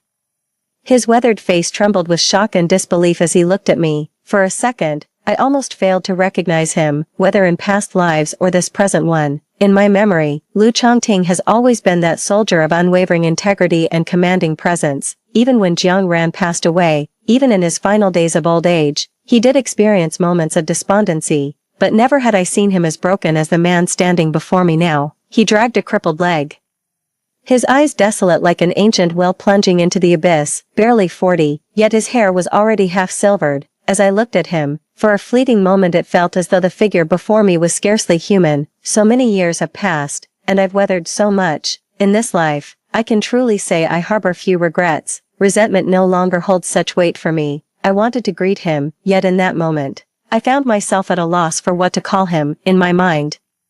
It all began from the moment I was given this second chance at life. My brother was gone from my life. Lu Chongting's thin lips trembled as he murmured incoherently. After a long pause, he finally spoke in a hoarse, flustered voice. "Ah Ji, you've come back." The corners of his eyes reddened, and his hands hanging at his sides trembled, yet he still strained to tug at the corner of his mouth, as if trying to force a smile. Little did he know how strangely awkward that smile looked, far from pleasant. I truly had no idea what to say to him. After a long silence, I could only manage a quiet reply. "Yeah, it's been a while." I suppose my tone was still a bit too polite and distant after all. His face trembled violently, and after a long moment, his voice strained with pain. "All these years, I've wondered countless times, how you would blame me, how you would resent me when we met again, Ah Ji. I'd rather you blamed me, shouted at me." Seems he'd figured everything out, but my surprise lasted only a moment before I murmured, "That's all in the past now. In this lifetime, I fulfilled my own aspirations and carried out my parents' final wishes. As for me, nothing else really matters anymore." I walked past Lu Chongting and continued into the cemetery. Behind me came his anxious, urgent voice. "You left that notebook for me on purpose back then, didn't you?" My steps faltered. A memory surfaced. 15 years ago, I went back one last time before leaving, but in the end, I left that notebook in the bedroom. I still don't know why I left it behind. Perhaps it came to me in a sudden flash of memory. Many years ago, when my parents were still with us, one New Year's Eve, Mother took my hand and Lu Chongting's. Placing them together, she said softly, "From now on, Chongting and Xiaoji must always look after each other." Perhaps it was the heavy snowfall in the northern market that day. I remember the snow-covered ground at dawn. The endless road he carried me on that seemed to stretch into eternity. Whether he believes me or not, that notebook I left behind was my final message to my parents. Behind me, Lu Chongting dragged his injured leg, trying to approach me once more, his voice trembling with urgency and panic, bordering on pleading. He spoke again. "Ah Ji, you did feel a little reluctant to part with me back then, didn't you? Can we still?" But I cut him off without hesitation. "No, we can't. The bond we shared as siblings had already ended in our previous life." I stepped into the cemetery. Behind me came Lu Chongting's voice, thick with regret and despair. "Ah Ji, I failed to take good care of you. I've let you down in so many ways. I'm truly sorry to you, and to your parents." I didn't respond, nor did I look back. Behind me, there seemed to be a muffled, choked sob, desperately held back. Perhaps it was just my imagination. In this life or any other, I had never seen him cry. I stayed in the northern market for nearly half a year. I accompanied Professor Zheng to several lectures at the medical school. I happened to hear that Jiang Ran was taken away by the police 15 years ago for illegally joining an earthquake relief team. On the third day of her detention, Lu Chongting returned to Beishar and, for some reason, suddenly ordered an investigation into her affairs. After that, his attitude changed drastically, and he allowed Jiang Ran to be thoroughly investigated, convicted, and imprisoned. Jiang Ran pleaded through tears to see him, but he only sent back a single message. "Why don't you just die sooner?" After that, Jiang Ran never made another scene. In her second month of incarceration, she took her own life. It was when she had hit rock bottom that Lu Chongting took her in. She probably saw him as her only anchor in life. He had even promised to always look after her. The moment he decided to abandon her, her life was essentially over. Lu Chongting was also part of the earthquake relief efforts. He took a bullet for Jiang Ran when she was in danger, and that's how he ended up with a limp. In his previous life, he met his fate earlier than destined, all to save Jiang Ran. In this lifetime, for reasons unknown, the time of his accident had moved up. The injury to his leg never fully healed. This is likely why he's never been promoted since. Though he remains in the army, he's still a deputy battalion commander, only training recruits. For a man who prides himself on his reputation and dreams of serving his country with distinction, being reduced to such circumstances and barely scraping by is undoubtedly excruciating. Just like my past self in a previous life, hearing those things, my heart no longer holds much turbulence. On Little New Year's Day in the deep winter of North City, Peiyu and I joined Professor Zheng for the Little New Year's Eve dinner. After finishing my meal, I stepped out of the restaurant. After many days had passed, I unexpectedly ran into Lu Chongting again. He was standing in the chilly wind outside the restaurant, holding the umbrella I had given him, as if waiting for me. so it probably wasn't a chance encounter after all.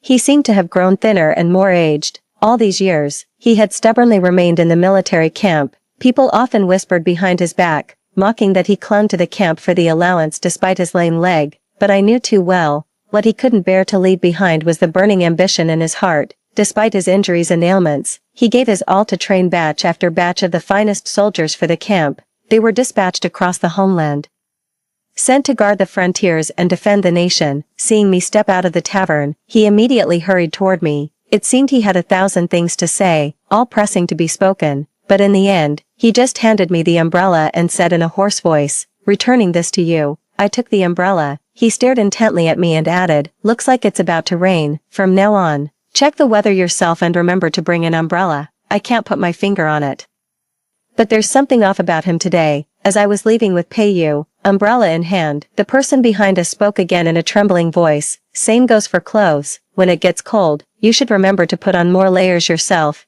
Pei-yu turned around and cut him off with disgust. "Save your concern," yet he didn't take offense, forcing a faint smile. 13, yes, of course, I'll be counting on your support from now on, Mr. Pei.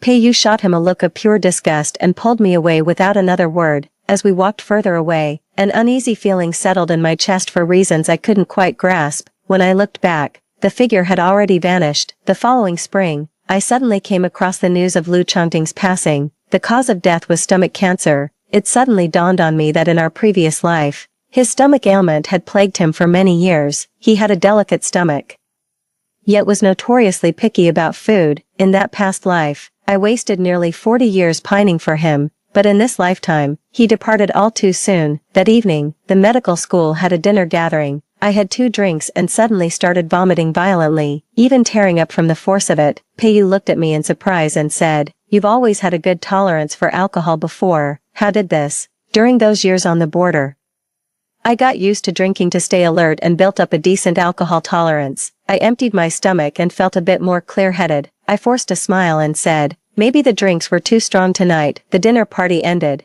and I stepped out. In the springtime of North City, it had uncommonly started snowing again. Snowflakes drifted down in the dusky twilight, the sky growing dim. In my dazed state, memories from many years ago resurfaced. Across the gray-hued snowfield, Lu Chongting carried me home on his back. His voice was grave as he said, "Military discipline is ironclad. Taking you there would get me shot." Endless footprints trailed through the deep snow. I wept on his back, and he flustered to comfort me. There, then I'll take you there as discreetly as I can, so we won't be noticed." Snowflakes landed on my shoulder, only to melt away in an instant, silently soaking into nothingness. That boy who said he'd become a soldier when he grew up and take me to find our parents, along with our parents and the snowflakes. In the blink of an eye, everything vanished without a trace. Gazing into the endless void, I whispered, "Hey, live a good life in the next one." Okay, the end. Story 2. The talented idol Wen Yuan committed suicide in his 5th year of debut.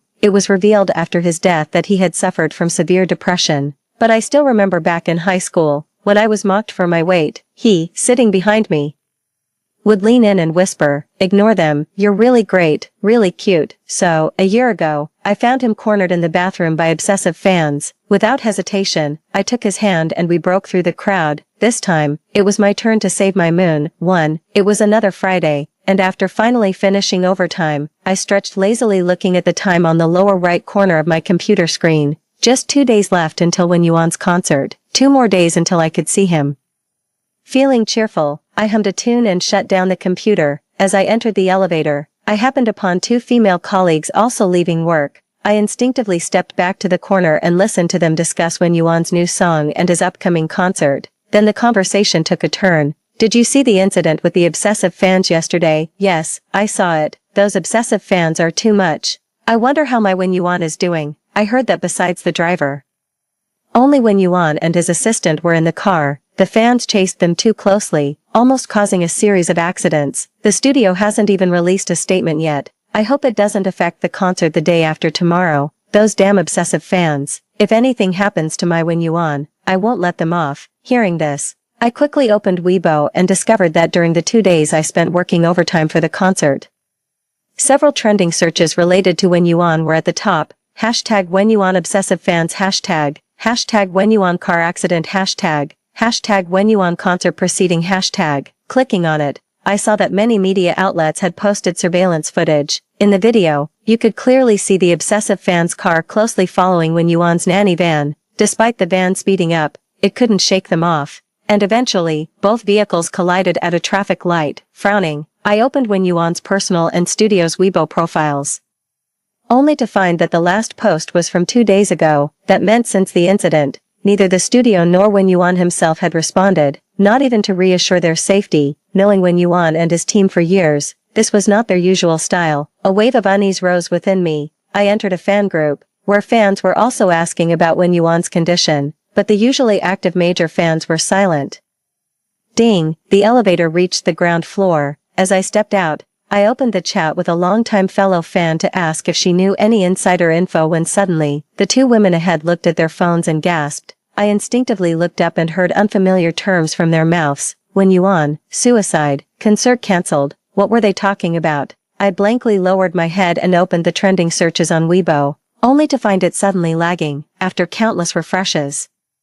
I finally clicked in, only to see the top search highlighted in red and bold, followed by the word breaking, hashtag When You On suicide hashtag. Almost instinctively, I clicked on the trending search and saw a video posted by a marketing account with millions of followers just minutes ago. In the video, an ambulance was parked outside a villa, surrounded by security and staff. I could even see When You On's manager leaning on an assistant, crying nearly to the point of fainting. The camera then shifted, and everyone saw a limp hand hanging from the stretcher, its slender frame and overly pale fingertips too familiar. These were the hands I knew so well. They had gently patted my head during my saddest times. They had also tenderly strummed guitar strings under the gaze of countless fans. Talented idol When You On was found to have committed suicide at his home early this morning, at the age of 23. Seeing the glaring "aged 23" in the text, my body suddenly lost all strength, and I collapsed to the ground in that instant. Passers-by immediately gathered around,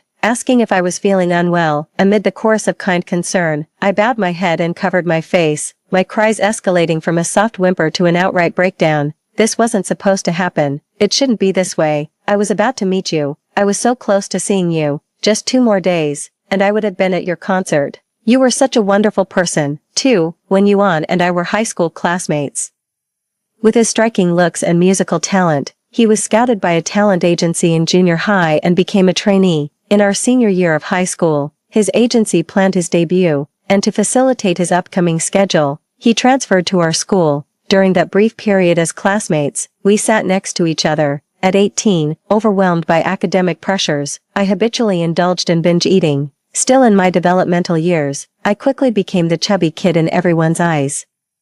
At that awkward and sensitive age, no matter how thick-skinned I was, the constant teasing about my weight by the boys in class eventually brought me to tears. Head down on the desk, while crying, I suddenly felt a gentle tap on my back with a pen cap. Leaning forward from the desk behind me, When You On whispered in my ear with a tender voice, "Ignore them." His hand softly patted my head, adding a slight weight. "You are really great. Really cute." That single sentence redeemed 18-year-old me. In the gloomy, fleeting moments of senior year, his presence was my light. I never imagined any interaction with him. He seemed too perfect, inside and out, a stark contrast to our utterly ordinary high school. Even during those tense and brief senior days, countless peers, both boys and girls, showed affection for him. Everyone is drawn to beauty, and When You On himself was such a beautiful existence. Debuting at 18, he always scored an S during his trainee evaluations. Hailed as an all-around trainee by the teachers, after debuting, he skyrocketed to fame, becoming the absolute center on stage, a king in the eyes of his fans. 5 years post-debut without a single scandal, flawless performances every time, a perfect idol, a genius icon. This young man, When You On, was once my unattainable moon, but now, he had taken his own life. That night, I lay in my cramped rental room, clutching my pillow and crying until I couldn't breathe. I couldn't accept that the wonderful When You On had killed himself. There had been no signs before this. Even at an event just 2 days prior, he interacted with his fans as usual, his tone gentle, reminding everyone to stay safe on their way home. He was always good-natured, even politely countering attacks from detractors with reasoned arguments, apologizing for causing a disturbance when trapped by obsessive fans in a restroom. and rejecting numerous confessions during high school sincerely and politely, yet such a good person, it was revealed after his death, suffered from severe depression. So, you weren't as happy as we thought, were you? 3. When I opened my eyes again, I was met with blinding lights. I instinctively covered my eyes and grunted softly, only to hear my colleague Xiaoli gently reminding me, Xiaoji, no dozing off, you're up next. What? I responded instinctively. Then fully opened my eyes to see the entire conference room looking my way. Seeing this, Xiaoli covered her face in dismay. You're done for. Just as the leader was setting ambitious goals, interrupted by me, his face looked a bit unpleasant. You're Xia from the budget department, right? What's the matter? Do you have any suggestions to make? I almost instinctively wanted to say no, but a glance at the projector in front of me showed the conspicuous words April 2022 monthly meeting. But it's clearly 2023 now. Facing the displeased look from the leader, I blankly looked around at my colleagues in the meeting room. The person sitting opposite me, wasn't it Xiao Xiao who resigned half a year ago? Looking again at the computer screen in front of me, it displayed April 8, 2022. So, have I traveled back to a year ago? Xiaoji, what are you daydreaming about? The leader is waiting for your response. Xiaoli next to me poked me impatiently as I hadn't spoken for a while. Creak. As I suddenly stood up, the chair under me made a noise, and the leader's face grew even more displeased. But then, sorry, leader, I just remembered I have an urgent matter. Let's end the meeting here for today. After saying this, I didn't even take my computer. I just grabbed my phone, turned around, and dashed out of the meeting room. To hell with this crappy job, I'm off to save my moon. I still remember this day last year. I sat in the meeting room for 3 hours, listening to the leader's grand promises while secretly scrolling through Weibo. As the meeting was about to end, as the leader's speech concluded, I stumbled upon that trending search, #WhenYuan apology #. It was a day all WhenYuan's fans remember. The popular idol WhenYuan was cornered in a mall bathroom by overzealous fans, and due to the mall's large crowd, it almost caused an accident. Later, it was only with the arrival of WhenYuan's manager, the police, and mall security that the chaos was finally averted. But in the end, it was WhenYuan, who had been trapped in the bathroom for 3 hours, who came out to apologize. At this moment, there were still a few hours left before WhenYuan would post that apology tweet in my previous life, which means, right now, WhenYuan is being cornered in the bathroom by fans in that mall. And that mall is just a street away from my office building. Is this fate? God, I dashed all the way. I still remember that night, lying in my bed in the rental, feeling wronged for WhenYuan while watching videos of the incident. I remembered the location of that restroom, on the 3rd floor corner of the mall. As the mall was close to our company, I often went there for meals with colleagues, so now, I sprinted to the 3rd floor of the mall.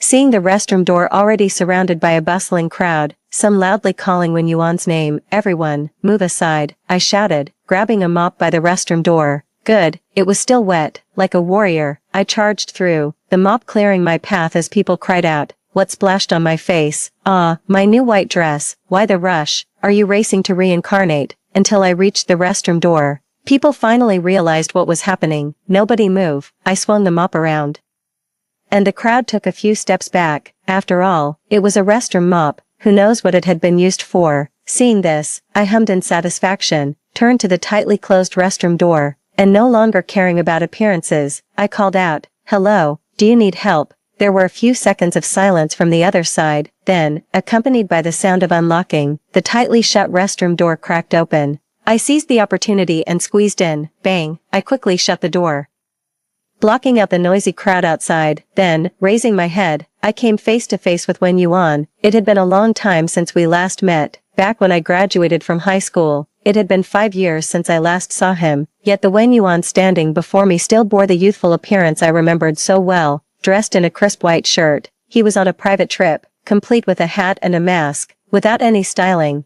His bangs simply fell across his forehead, looking fresh and well-behaved. He seemed quite surprised as he watched me burst in, his eyes widening slightly. This is the men's restroom. Damn, I had forgotten that. No time to explain, I said, grabbing a mop with one hand and seizing his right hand with the other. Ignoring the astonishment on his face, I spoke earnestly and quickly. Come with me. I'm here to save you. I've thought about that phrase countless times since, each time cringing at my own words. Where did I get the confidence to utter such a cheesy line? And what made me think WhenYuan would believe me? But, incredibly, he did believe me. Okay, he replied, not even asking why, simply clasping my hand in return. The moment our eyes met and I saw the trust in his gaze, a surge of excitement overwhelmed me. The next second, amid a flurry of noise, I kicked open the restroom door, and then, under the watchful eyes of everyone outside, I led Wen Yuan, hand in hand. Breaking through the crowd, I thought to myself, if fate has given me a second chance, this time, it's my turn to save you. Outside the restroom, the obsessed fans were stunned for a brief 2 seconds before they quickly followed. I was running at the pace I usually reserve for clocking in each morning, dragging Wen Yuan by the hand. As we passed an elevator, the door happened to open. I quickly rushed in, pressed the button for the first floor, then dashed out again, taking Wen Yuan into a nearby emergency exit and running upwards. I had been to this mall many times before. The emergency exit was hidden and not easy to find unless one was familiar with it. By the time the fans reached it, the elevator door had already closed. Even though they took the adjacent elevator at top speed, by the time they reached the first floor, Wen Yuan was nowhere to be seen. By then, they probably thought they had lost him, but who could have guessed that Wen Yuan and I were actually taking a different route? The mall wasn't very tall.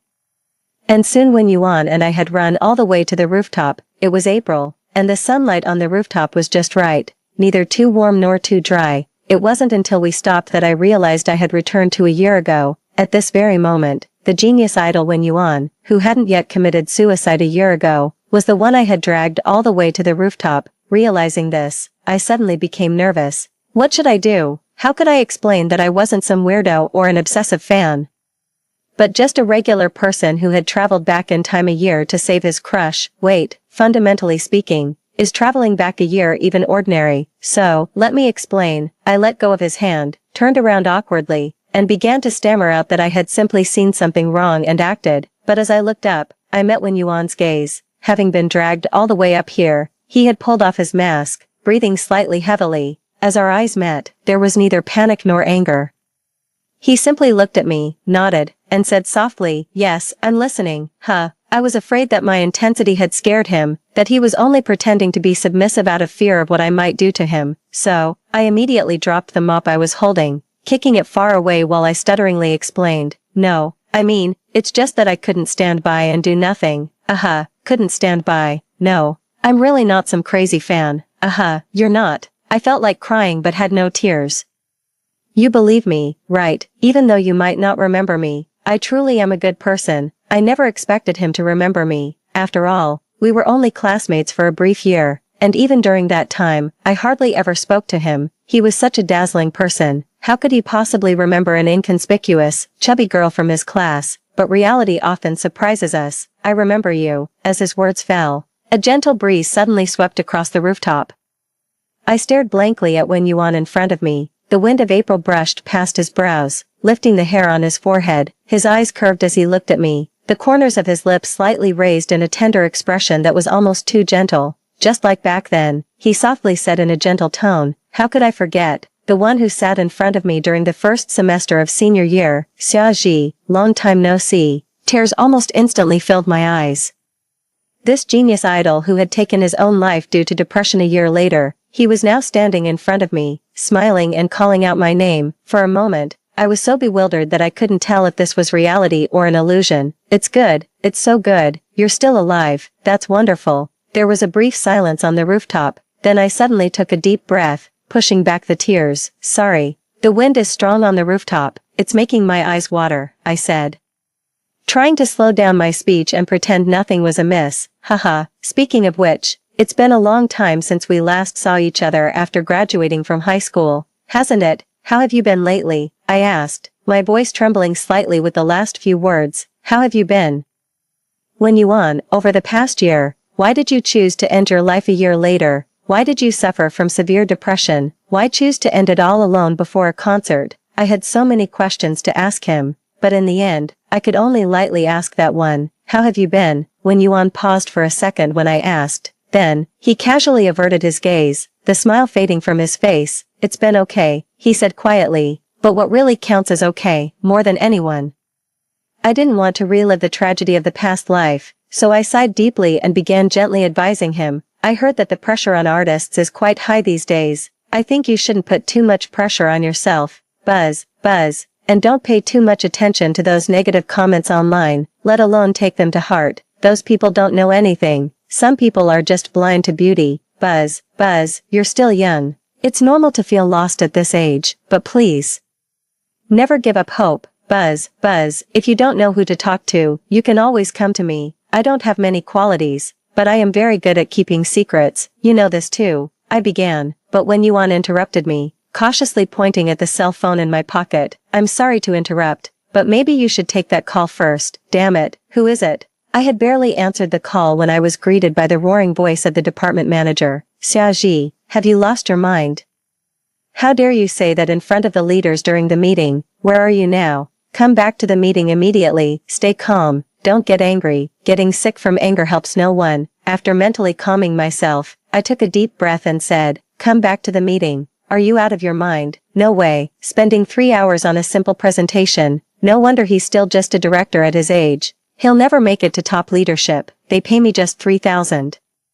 And they expect me to treat him like a god. You get what you pay for. I can't stand this class for another day. Someone else can take my place. I'm going to resign tomorrow. With those final words, I hung up and blocked the number in one swift motion. This terrible company. I started interning here in my senior year of college, and after nearly 2 years, my salary hadn't increased at all. I was better off having quit a year ago. With a snort, I put down my phone, then, looking up, I caught Wen Yuan's shocked gaze. Xiaoji, I had no idea you were so bold. Cough, just occasionally. I coughed awkwardly, embarrassedly lowering my head and mumbling in a small voice. That's how you deal with idiots. Damn, I hope Wen Yuan doesn't think I'm two-faced. I couldn't hold it back for long. Then, a soft chuckle sounded beside my ear, followed by Wen Yuan bursting into hearty laughter. I stared as he laughed carelessly in front of me, holding his stomach, bending over as if what I had just said was the funniest thing in the world. Wen Yuan, what's going on? He wasn't like this before. Could this be the early signs of depression? I was wondering whether to suggest he see a doctor.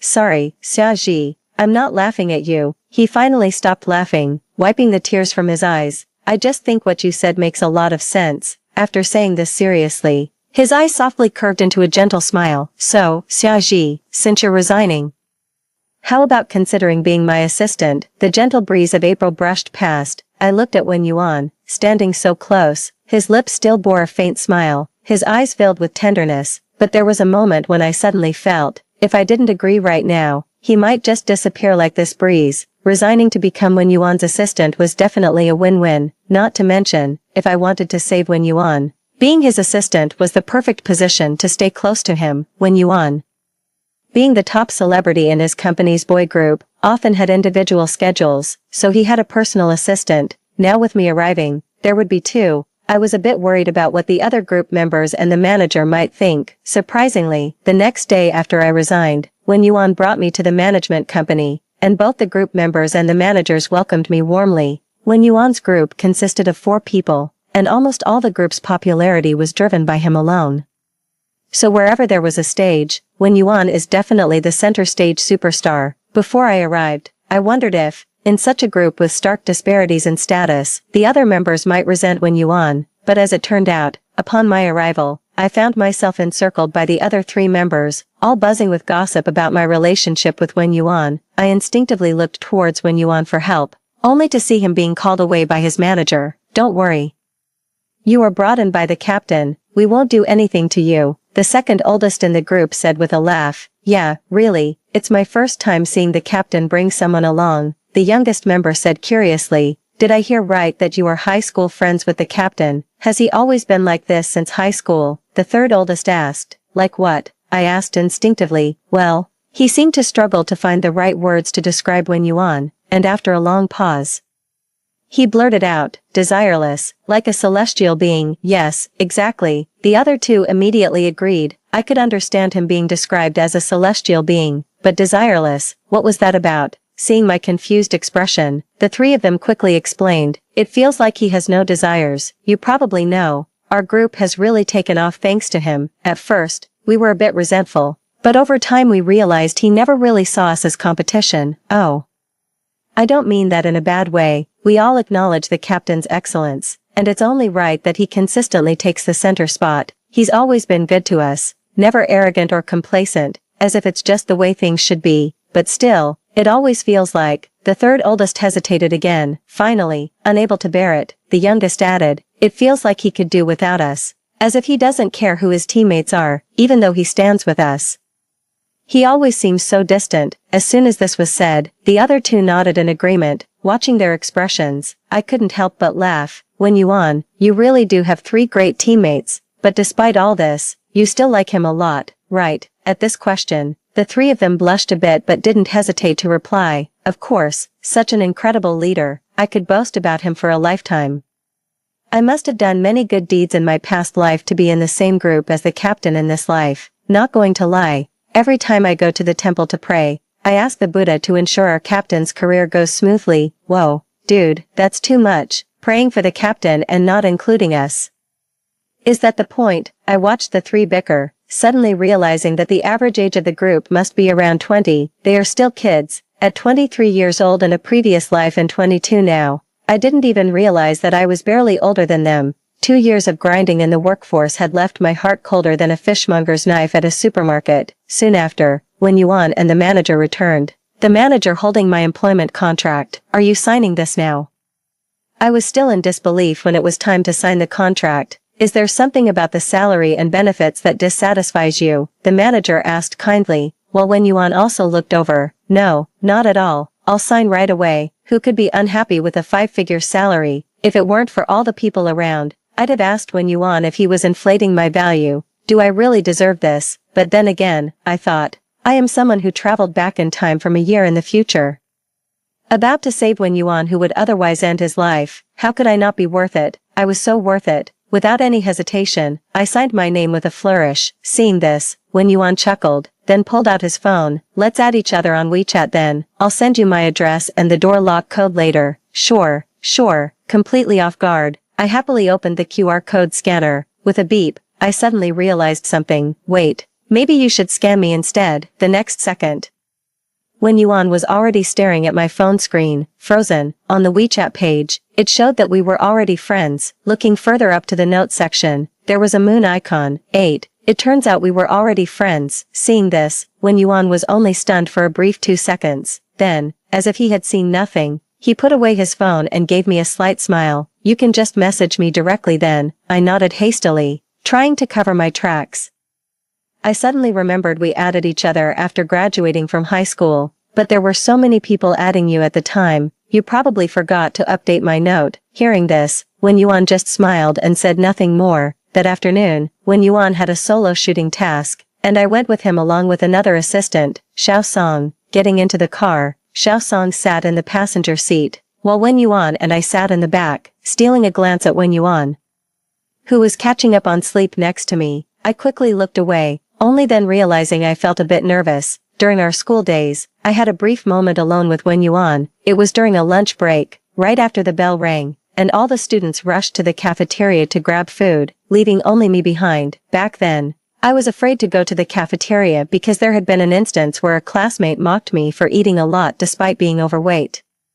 I took out the bread I bought that morning from my desk drawer to serve as my lunch. Just as I was about to stand up to get some water, I suddenly heard faint breathing. That's when I remembered, Wen Yuan was still in the classroom. At that time, Wen Yuan was already preparing for his debut, and having just finished an overnight shoot that morning, he didn't go to the cafeteria but was napping on his desk. In May, even the air carried a hint of early summer restlessness. Wen Yuan, dressed in a white school uniform shirt, lay on his desk, his face half hidden in sleep. I carefully turned around, separated by a desk, and unconsciously slowed my breathing, silently watching him for a long time, until a cloud drifted across the sun, and a beam of light shone through the window. The eyelashes of Wen Yuan, lying on the desk, trembled, and his eyebrows furrowed. At that moment, as if under some spell, I instinctively reached out to block the light. The light filtered through my palm, casting a shadow on his face. In his sleep, Wen Yuan's brows slowly relaxed. Watching this scene, my cheeks felt slightly warm. The empty classroom, the quiet corridors of the teaching building, the distant sounds of the soccer team practicing on the field outside, and between the two ends of a desk, the rapid beating of my heart and the prolonged breaths. The May sunlight shone on the back of my hand, carrying a hint of heat. Summer was quietly arriving. Just then, There was a goal on the field, suddenly sparking a burst of cheers. Like a startled rabbit, I was about to withdraw my hand, when Yuan, who had been lying with his eyes tightly shut, suddenly opened them. At that moment, I even held my breath. When Yuan raised his head, his eyes still slightly bewildered from sleep, and the other half of his face marked with a red imprint from lying down, he looked at me blankly. He glanced at my hand shielding him from the sunlight, then looked at me and slowly blinked his eyes. It seemed that he was still groggy from just waking up. Ah, Xiaoji, classmate. My lips moved slightly, and a myriad of excuses flashed through my mind, but my body reacted quicker, stiffly retracting the hand that blocked the light and extending the other. Bread, would you like some? What am I even saying? If I was merely flustered before, now I was utterly embarrassed. Who is Wen Yuan? He's a future superstar about to debut. Would someone like him care for a strawberry bread from the snack stand that costs 5 yuan? I almost wanted to chop off these presumptuous hands of mine, my mind racing to explain that my actions were just a momentary lapse, but I wasn't quicker than Wen Yuan. Ah, thank you. He seemed to have finally woken up, instinctively taking the piece of bread from my hands. Then, under my nervously suffocating gaze, he glanced at the strawberry design on the packaging and suddenly chuckled softly. His voice was still a bit hoarse from just waking up, yet it remained gentle. Classmate Xiaoji, how did you know I was just getting hungry? At his words, my face turned red, and I stuttered without being able to speak a word. You see, he's just that kind of person. He had already seen through everything, yet he didn't make me feel embarrassed. The next morning when I arrived at the classroom, there was a beautifully wrapped box in my drawer. Inside was a limited edition strawberry mousse from a high-end bakery. Beside it was a greeting card. I thought you might like this cake. Thank you. The bread was delicious. I instinctively turned my head and saw Wen Yuan at the back desk surrounded by people. From the greetings and farewells of the classmates, I then realized that this was Wen Yuan's last day at school. Soon, he would debut. After today, I would no longer see him at school. As if sensing my gaze, Wen Yuan, amidst the crowd, suddenly looked towards me. Our eyes met, and he smiled gently at me. Without a word of goodbye or any unnecessary greetings, this boy named Wen Yuan, from that day on, became the moon I could look at but could never reach. 9. The afternoon shooting went smoothly. Considering I was a newcomer, Wen Yuan had arranged for Xiaosong to handle most tasks, and I just needed to stand by and watch over things. However, for some reason, after Wen Yuan was ready and went off to shoot, the looks from the staff around me were odd, making me even more uncomfortable. It wasn't until Xiaosong rushed back from getting Wen Yuan's coffee, not minding that he had spilled some on his hand. Xiaoji, you need to check Weibo. You and Brother Wen are trending. What? Upon hearing this, I instinctively pulled out my phone and opened Weibo, only to realize that some things are unavoidable, no matter what, except this time, I was trending a day later than in my previous life, and I was included in the trend as well. Hashtag Wen Yuan blocked by Seixiang's in restroom hashtag. Sure enough, it was the video from yesterday's incident that had been leaked. Due to the suddenness of my rebirth, I had been focused solely on rescuing Wen Yuan, completely forgetting that my face would also be exposed to the public. No wonder the staff had been giving me strange looks. Just a few hours after the video was leaked, Weibo was already in an uproar. The popular idol was cornered by Seixiang fans in the restroom, and was later rescued by an unknown mysterious woman, with the final scene showing them hand in hand, breaking through the siege. The video was so intriguing that even passers-by couldn't help but click on it. After watching the video, Wen Yuan's fans were extremely angry, and they all came forward to condemn the Seixiang fans for disrespecting the artist's privacy. The haters, after viewing the video, swarmed like flies sensing a scent, accusing Wen Yuan of staging the whole thing for attention. As the battle between the two sides heated up, bystanders in the comment section turned their attention to me. Soon, the hashtag mysterious woman with Wen Yuan climbed into the trending searches. Don't worry, my assistant Xiaosong reassured me as he set down a coffee.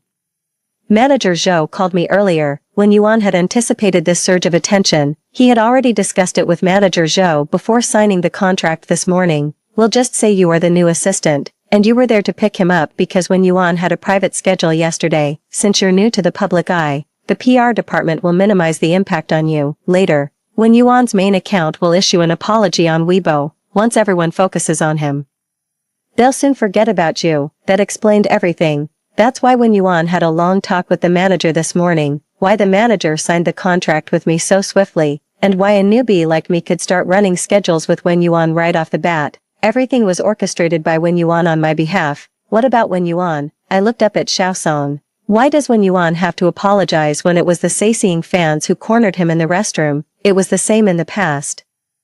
Wen Yuan did nothing wrong, so why is he the one apologizing? Hearing this, Xiaosong opened his mouth hesitantly. Well, Wen Yuan, after all, he's a celebrity, he's probably used to it by now, but should he be? I questioned. What's wrong? A familiar voice reached my ears. Wen Yuan, who had just finished a photo shoot, came back for a break and saw Xiaosong and me exchanging glances. Hearing his voice, Xiaosong turned and explained. Wen Yuan, you and Xiaoji are trending. Oh, that. Wen Yuan replied, having already discussed it with manager Zhou. Then he turned to me. I'm sorry, Xiaoji, for the trouble. I've spoken to manager Zhou about drawing the public's attention to myself. Why should you apologize? I interrupted, suddenly feeling angry. What do these trolls know? They're just venting their frustrations online because their lives are unhappy. It's not your fault, so why should you apologize? The more I spoke, the angrier I got. We should fight back. Doesn't your company have money? Spend some to delete those posts. No, we should just get a lawyer and sue them. Why should they insult you? Being cornered by Saising fans in the restroom wasn't your choice. Xiaoji, Wen Yuan suddenly interrupted me, calling my name seriously, then leaned down, looking at me somewhat helplessly. There are too many, we can't insult them all back, delete all the posts, or sue them all. There's no point in doing futile things, he said softly. It's okay. Xiaoji, looking into his eyes, I suddenly felt a bit aggrieved. Why do you still sound so gentle even when saying things like this? So, I looked up defiantly at Wen Yuan. I won't. Wen Yuan was taken aback. We just looked at each other, at an impasse, until a staff member came to call him to continue the shoot. He muttered a soft apology. Then with his head bowed he took a step back and turned to re-enter the photography studio. But why are you the one apologizing? I lowered my eyes to my phone screen, biting my lip in frustration as I read through the malicious comments from trolls. Not me. When Wen Yuan took a break again, he saw me furiously typing away at my phone, passionately clashing with the trolls online. Xiaosong whispered to Wen Yuan when he returned. She's been at it for a while. She even got banned and switched accounts several times. Hearing this, Wen Yuan looked over in surprise. I met his gaze with a snort and continued to fiercely engage with the trolls. Stubborn Wen Yuan, I'm not listening to you. You might be patient, but I can't stand others talking about you like that. I'll give them a piece of my mind. Out of the corner of my eye, I saw Wen Yuan whisper something to Xiaosong, who suddenly left. I pretended not to notice and kept on fervently battling the trolls. I unleashed all my skills, silencing the trolls, even gaining fame among Wen Yuan's fans for my fiery defense. It wasn't until Wen Yuan finally finished his shoot and came back to remove his makeup, when I faced him again, the anger inside me had nearly dissipated. Still, I sat there awkwardly, not speaking to him. Wen Yuan sat down right next to me, and the makeup artist approached to remove his makeup. As he closed his eyes, I cautiously glanced at him, but soon after, Xiaosong returned, and I quickly looked back down at my phone. I could hear the rustling of plastic bags, then the sound of a box opening and something being placed on the table. I looked up instinctively, then I saw a familiar hand push a beautiful slice of strawberry cake towards me. When Yuan's voice came, slightly coaxing, maybe, you like strawberry cake. The strawberry cake was delicious, and I was easily placated. I nibbled on the spoon, enjoying the cake Wen Yuan bought, and when I saw him smiling at me as I ate, I suddenly felt a bit embarrassed. It was Wen Yuan who had been wronged, yet here I was angry at him, expecting him to buy me cake to cheer me up. Oh Xiaoji, understand your role. You're here to support him. I took another big bite of the cake, pondering how to advise Wen Yuan not to take things for granted just because he's used to them, thinking about how the trolls were the real problem. Xiaoji, would you come with me somewhere later? Wen Yuan suddenly asked. I looked at him blankly, having just enjoyed his cake, and immediately nodded. Sure. So 10 minutes later, I sat in the passenger seat, looking at Wen Yuan who was buckling his seatbelt. What about Xiaosong? Doesn't he need to come? No need. What follows is a private matter. Oh, I nodded, wondering if it was appropriate for me to join his private plans. Then I heard Wen Yuan continue. Xiaoji, thank you.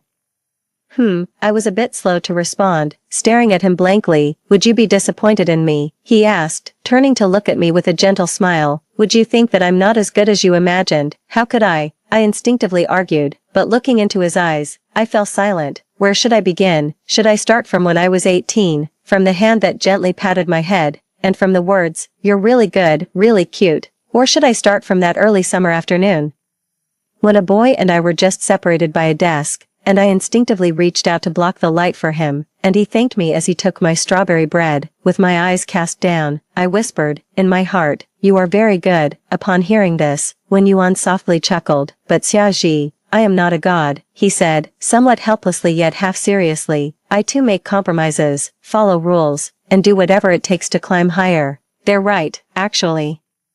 I really don't care about who's around me. It turned out he had heard the morning's conversation. I've gotten used to doing my best, and I must always do so because there's only one spot at the top. To meet the fans' expectations, I'll give it my all. You see, Xiaoji, I'm not much different from ordinary people. After saying this, he flashed me a smile. I opened my mouth but couldn't utter a word. The car started moving. When I checked Weibo again, Wen Yuan's main account had posted an apology 10 minutes earlier. The familiar text was exactly the same as in my previous life. However, this time, under the top comment, Wen Yuan replied to a fan who asked about his relationship with me. "Wen Yuan, we are very good friends." I blinked, suppressing a sudden, inexplicable surge of emotion, stealing a glance at Wen Yuan, who was driving next to me and ensuring he couldn't see me. I reached out and quietly liked the comment. 12, half an hour later.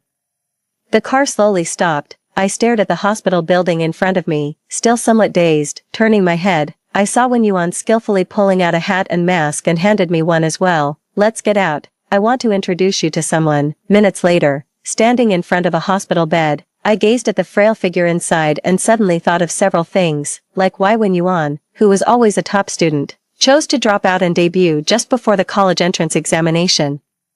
And why the gentle Wen Yuan, in my previous life, suffered from severe depression and eventually chose to end his life. In the past life, 3 months later, a major paparazzo suddenly revealed that the popular idol Wen Yuan attended an entertainment event on the day a family member passed away, missing the chance to see them one last time. Upon this revelation, critics seized the opportunity to accuse Wen Yuan of being heartless and mercenary, unworthy of being an idol for disregarding even his family for a bit of gain, causing even some fans to doubt and lose faith in him. Although this information was later clarified by the management company, as Wen Yuan's family background was well known since his debut, his father, a police officer who died in the line of duty, and his mother, an elementary school music teacher, both of his parents having died early, making his background very clean and transparent.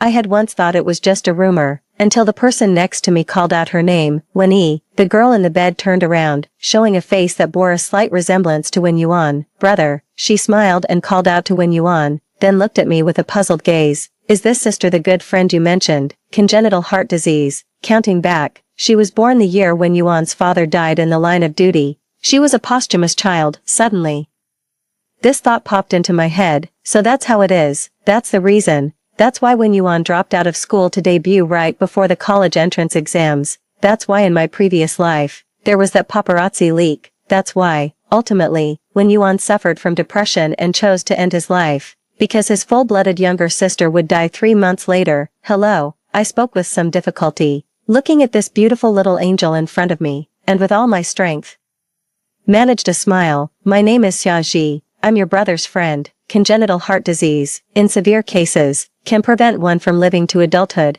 and the cost of treatment, including a heart transplant, is no small sum. That's probably why Wen Yuan gave up on his exams and chose to debut. A police father who died early in the line of duty, a mother who was a primary school music teacher with a modest income, and a young sister suffering from congenital heart disease."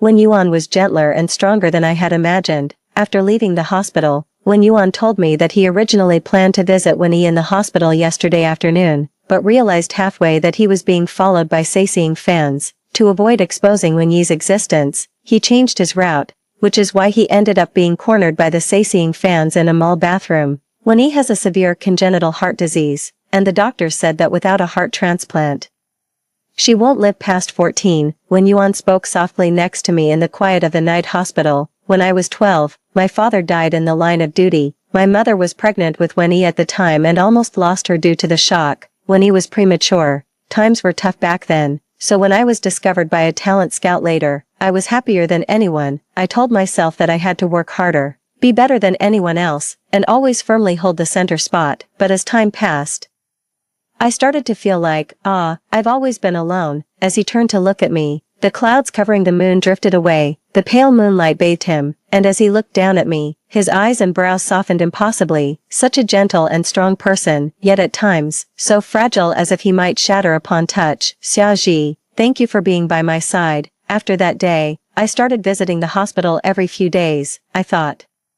if Wen Yi's death was the cause of Wen Yuan's depression in my previous life, could this reborn butterfly change something? Time flew quickly, and before I knew it, 3 months had passed. I counted the days in my heart, unsure of the exact date of Wen Yi's death. So on the day Wen Yuan was to attend an event in my previous life, I took the day off to stay with Wen Yi in the hospital all day.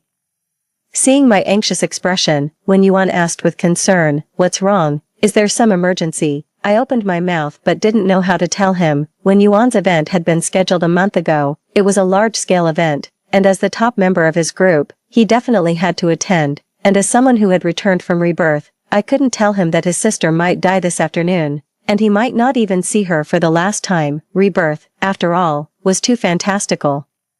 "It's nothing, just, could you leave the event early today to visit Winnie at the hospital?" I struggled to find an excuse. "She just called me and said she missed you, asking you to bring her a strawberry cake this afternoon. That girl, she's becoming more clingy by the day. Didn't we just visit her the day before yesterday?" Wen Yuan laughed upon hearing this. "Alright, I got it. Tell her I'll try to visit her as soon as I can." "Okay." I nodded, though I still felt somewhat uneasy.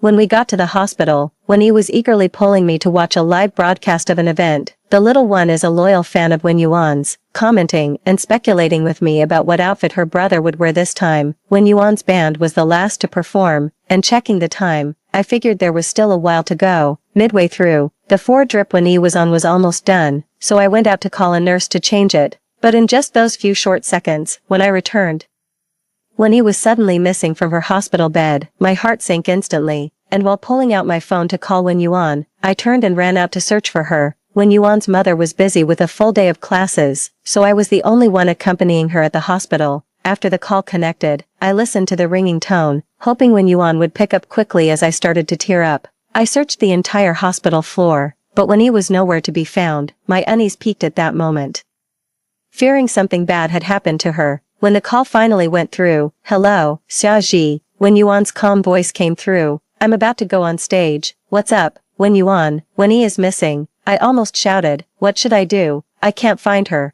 I just went to get a nurse to change her for and she disappeared." The background was noisy. Then Wen Yuan seemed to move to a quieter place. "Xiaoji, don't panic. Wen Yi isn't a little kid anymore. She wouldn't just wander off.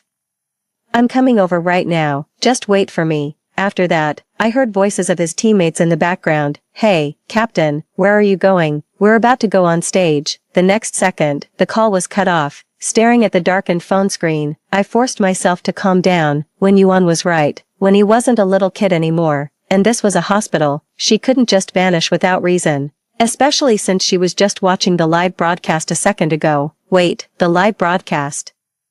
I suddenly remembered that when I noticed Wen Yi was missing, the sound from the hospital room was gone. I realized something was off. The next second, I turned and ran towards the hospital lobby. The lobby was bustling with people, and a large electronic screen was showing a live broadcast of a grand event. Just then, it was the popular boy band's turn to perform, and everyone was eagerly watching the screen, only to see 3 members instead of the usual 4. Wen Yuan, who was supposed to be at the center, was missing. At the same time, in an inconspicuous corner of the lobby, a small figure lay on the ground, hands clutching her chest in immense pain. She opened her mouth but was in too much pain to make a sound, trying to reach out to passers-by for help, but everyone's attention was fixed on the live broadcast on the big screen, and no one noticed her plea for help. I finally arrived, scanned the room, and immediately spotted her lying in the corner. Wen Yi.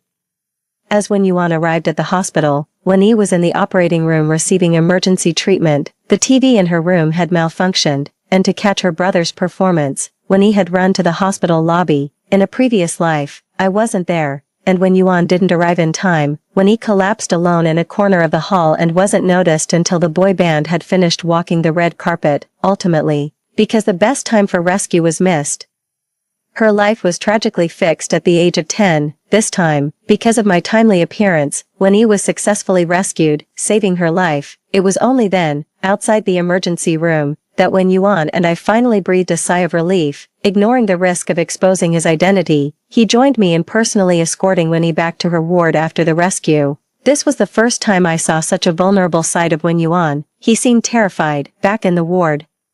He held the still unconscious Wen Yi's hand and repeatedly whispered, "I'm sorry." Seeing this, I approached quietly and comforted him. "Wen Yuan, don't be like this. It's not your fault." To my surprise, upon hearing my voice, Wen Yuan stood up abruptly and hugged me tightly. "Thank you, Xiaoji. Thank you so much." Wen Yuan's voice was choked with emotion. "Thank goodness she's okay. Thank goodness, Xiaoji. What would I have done without you? I can't lose Wen Yi." His sudden embrace stunned me. It was the first time I was so close to him, close enough to feel his trembling breath. If it hadn't been for this accidental rebirth, I might never have seen this side of Wen Yuan in my lifetime. I can't imagine how remorseful he must have felt in his previous life, having missed seeing Wen Yi one last time because he was at an event, and how he must have felt rushing to the hospital too late, when he had fallen ill while going to the hall to watch a live broadcast. She had collapsed in that unnoticed corner just to see her brother. I lowered my eyes and hugged him back, gently patting his back. "It's okay, Wen Yuan, it's all right now. I won't let anything happen to you. After all, this is why I was reborn." That day after returning, Wen Yuan was severely scolded by his manager and the company's head. Online, there was widespread speculation about why Wen Yuan, who was scheduled to appear, ultimately did not attend the event.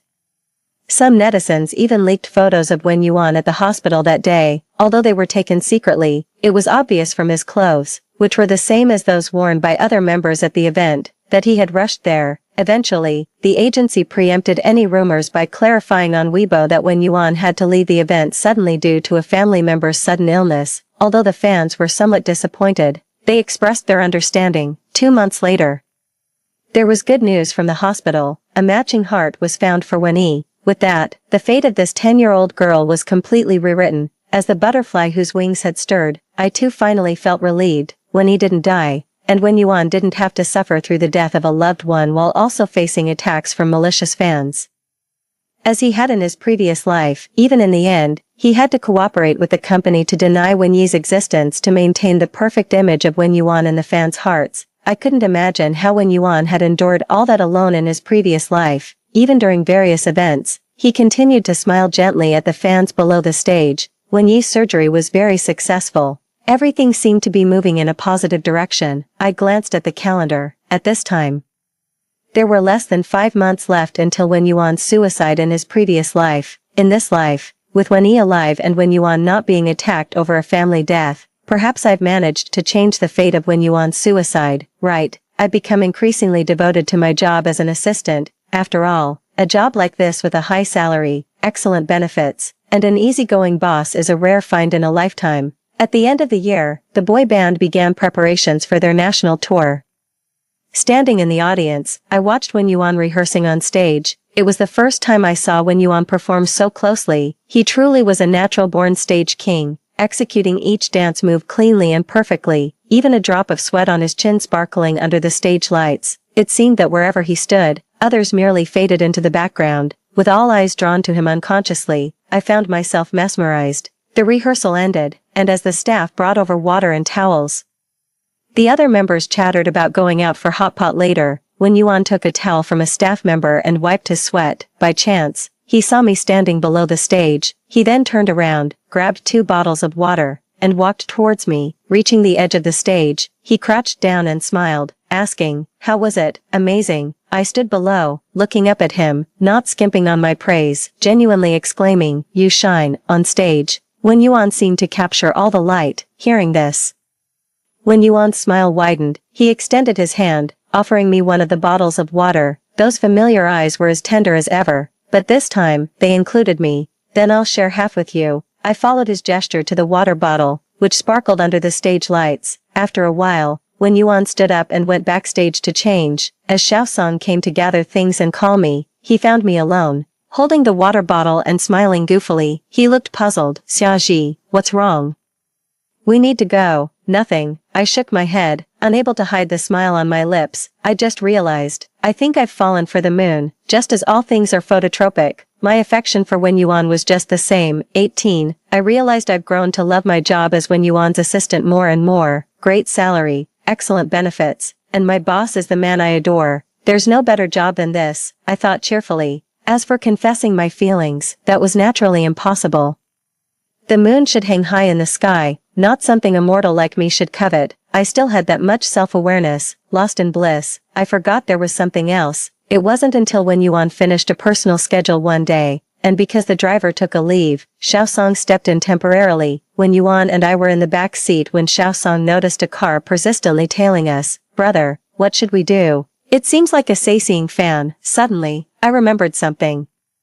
Quickly checking my phone, it was nearly a month until the rear-end accident that occurred in Wen Yuan's past life. Was it happening earlier now? Had my mere presence hastened the events of the past life? Wen Yuan had one last concert in a few days, and he absolutely couldn't afford any mishaps now. Wen Yuan frowned. Let's speed up and lose them at the next red light. Got it. Xiaosong immediately accelerated. Meanwhile, I gazed out of the car window at the increasingly familiar scenery. Feeling my anxiety peak, I still remembered from a video in my past life. The accident happened less than a kilometer away from here. I was just about to remind Xiaosong to take a detour to avoid the intersection where the rear-end collision occurred in the past. Then, I saw the traffic light ahead suddenly turn red. Before I could react, Xiaosong instinctively slammed on the brakes. The next second, a harsh impact came from the back seat, even as Wen Yuan lunged towards me. I was still thinking about what I had heard in the elevator in my past life. They said that at the time of the accident, apart from the driver, there were only Wen Yuan and his assistant in the car. The sightseeing fans were following too closely, almost causing a pile-up. Just Wen Yuan and his assistant. So, Xiaosong and I were both sitting in the back seat, like now, and the side where I was sitting took the brunt of the impact. The huge force threw me against the front passenger seat. The rear window shattered, and shards of glass grazed my body, with one slicing across my neck, instantly staining my collar with blood. Xiaoji, Xiaoji. I heard Wen Yuan shouting my name. I tried to respond, but the severe pain left me unable to speak, my chest aching from the impact, and I soon passed out. Just before losing consciousness, I finally understood the issue that had been troubling me all this time. Why did Wen Yuan from my past life decide to commit suicide 2 days before his last concert, after a car accident, after experiencing the death of loved ones, being sensationalized by the media, attacked by malicious fans, and doubted by his own fans? The trigger that ultimately drove him to suicide was because he felt responsible for the harm that came to innocent people. 19. When I opened my eyes again, the white ceiling of a hospital room greeted me. I tried to speak, but Xiaosong stopped me. Hey, don't get up. The doctor said you need to rest in bed for a month. But I was frantic, ignoring my sore throat that had been dry for too long, and hoarsely asked, "Where's Wen Yuan? Where is he?" "Don't worry, Brother Wen is fine. You were the most injured in the car. He stayed with you for a whole day and night. I just persuaded him to go rest. You don't know. I've never seen Brother Wen so scary before." Those sightseeing fans almost cried out of fright. And Brother Wen even called the police despite Sister Zhou's objections. Xiaosong was about to say more, but I interrupted him, gripping his arm with all my strength. "Take me to see Wen Yuan. Hurry up." "Ah, but you're not well yet." "Never mind that. Just take me to see Wen Yuan. Quick." It wasn't until Xiaosong pushed me in the wheelchair to the villa that my mind was full. "Please, I must make it," I prayed fervently. At the villa's entrance, Xiaosong first pressed the doorbell several times, but there was no response. Strange, Brother Wen should be back. "Ah, Xiaoji, how are you standing up? Move aside." I dragged my frail body, somehow finding the strength to push Xiaosong aside, and entered the previously given passcode of Wen Yuan into the door lock. The next second, accompanied by the electronic voice saying "door opened," I rushed into the villa. No one was in the living room on the first floor, the kitchen, or the balcony. I ran swiftly upstairs, bypassed the guest room, and pushed open the door of the master bedroom, and then, I was face to face with Wen Yuan. "Xia, Wen Yuan looked at me, stunned. His unkempt hair was messy, his eyes red from lack of sleep, and he was wearing a light blue home suit. The exact same one he wore in the ambulance in my past life. "Wen Yuan," I called his name and threw myself into his arms, holding on tight, so tight. "Thank goodness, really thank goodness, you're still alive." And I made it in time. I called his name over and over, crying until I was breathless. Wen Yuan was initially stunned by my arrival. Xiao Song, who had followed me and rushed upstairs, was so surprised that his mouth hung open. After a long while, Wen Yuan reached out and gently embraced me. Xiaoji, he called my name. I didn't look up, continuing to cry buried in his chest. He seemed to finally understand something and sighed softly. Stop crying, he whispered comfortingly. I'm still here. The bathroom door in the master bedroom beside us was tightly shut. Only the edge of the door gap revealed a corner of transparent tape. After that day, my primary doctor was so shocked by my brave act that he insisted that Xiao Song keep a close watch on me, making me stay in the hospital for a whole month. When I was finally able to leave the hospital, it coincided with the day of Wen Yuan's last concert, a concert I hadn't seen in my previous life, one I was determined to see this time around. Moreover, as I looked at the chat box, a message from a longtime fan friend made me sigh. Wealthy fans are really plentiful these days. The final concert was held in our city. My seat was arranged in the middle of the audience, which I had specifically requested.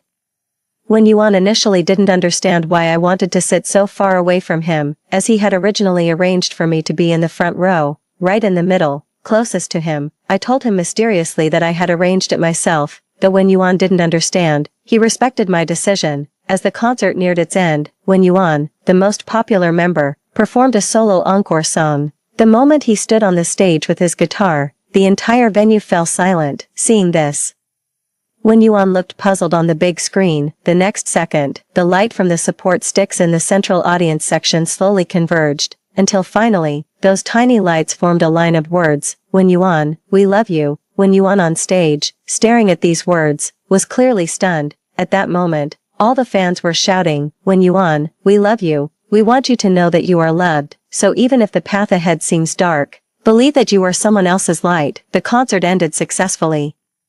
I think this might be the most unforgettable concert for Wen Yuan. I had been planning this surprise for a month, and thankfully, my well-connected, wealthy fan friend helped me pull it off perfectly. Regarding this, I chose to remain behind the scenes. After the successful concert, the manager grandly decided to have the celebration at Wen Yuan's villa. Seeing the beautiful support from the fans, the other 3 members of the group were a bit jealous, and once the takeaway arrived, they toasted and jokingly said, tonight's bill is on the captain. I turned to look at Wen Yuan. Just as he was sipping his wine, he smiled and nodded in agreement. During this time, thanks to my relentless efforts, his relationship with the other members had also improved significantly. After a few rounds of drinks, I excused myself to use the bathroom and stepped out onto the balcony for some fresh air. Tonight was a full moon night. As I admired the moon, I heard familiar footsteps behind me.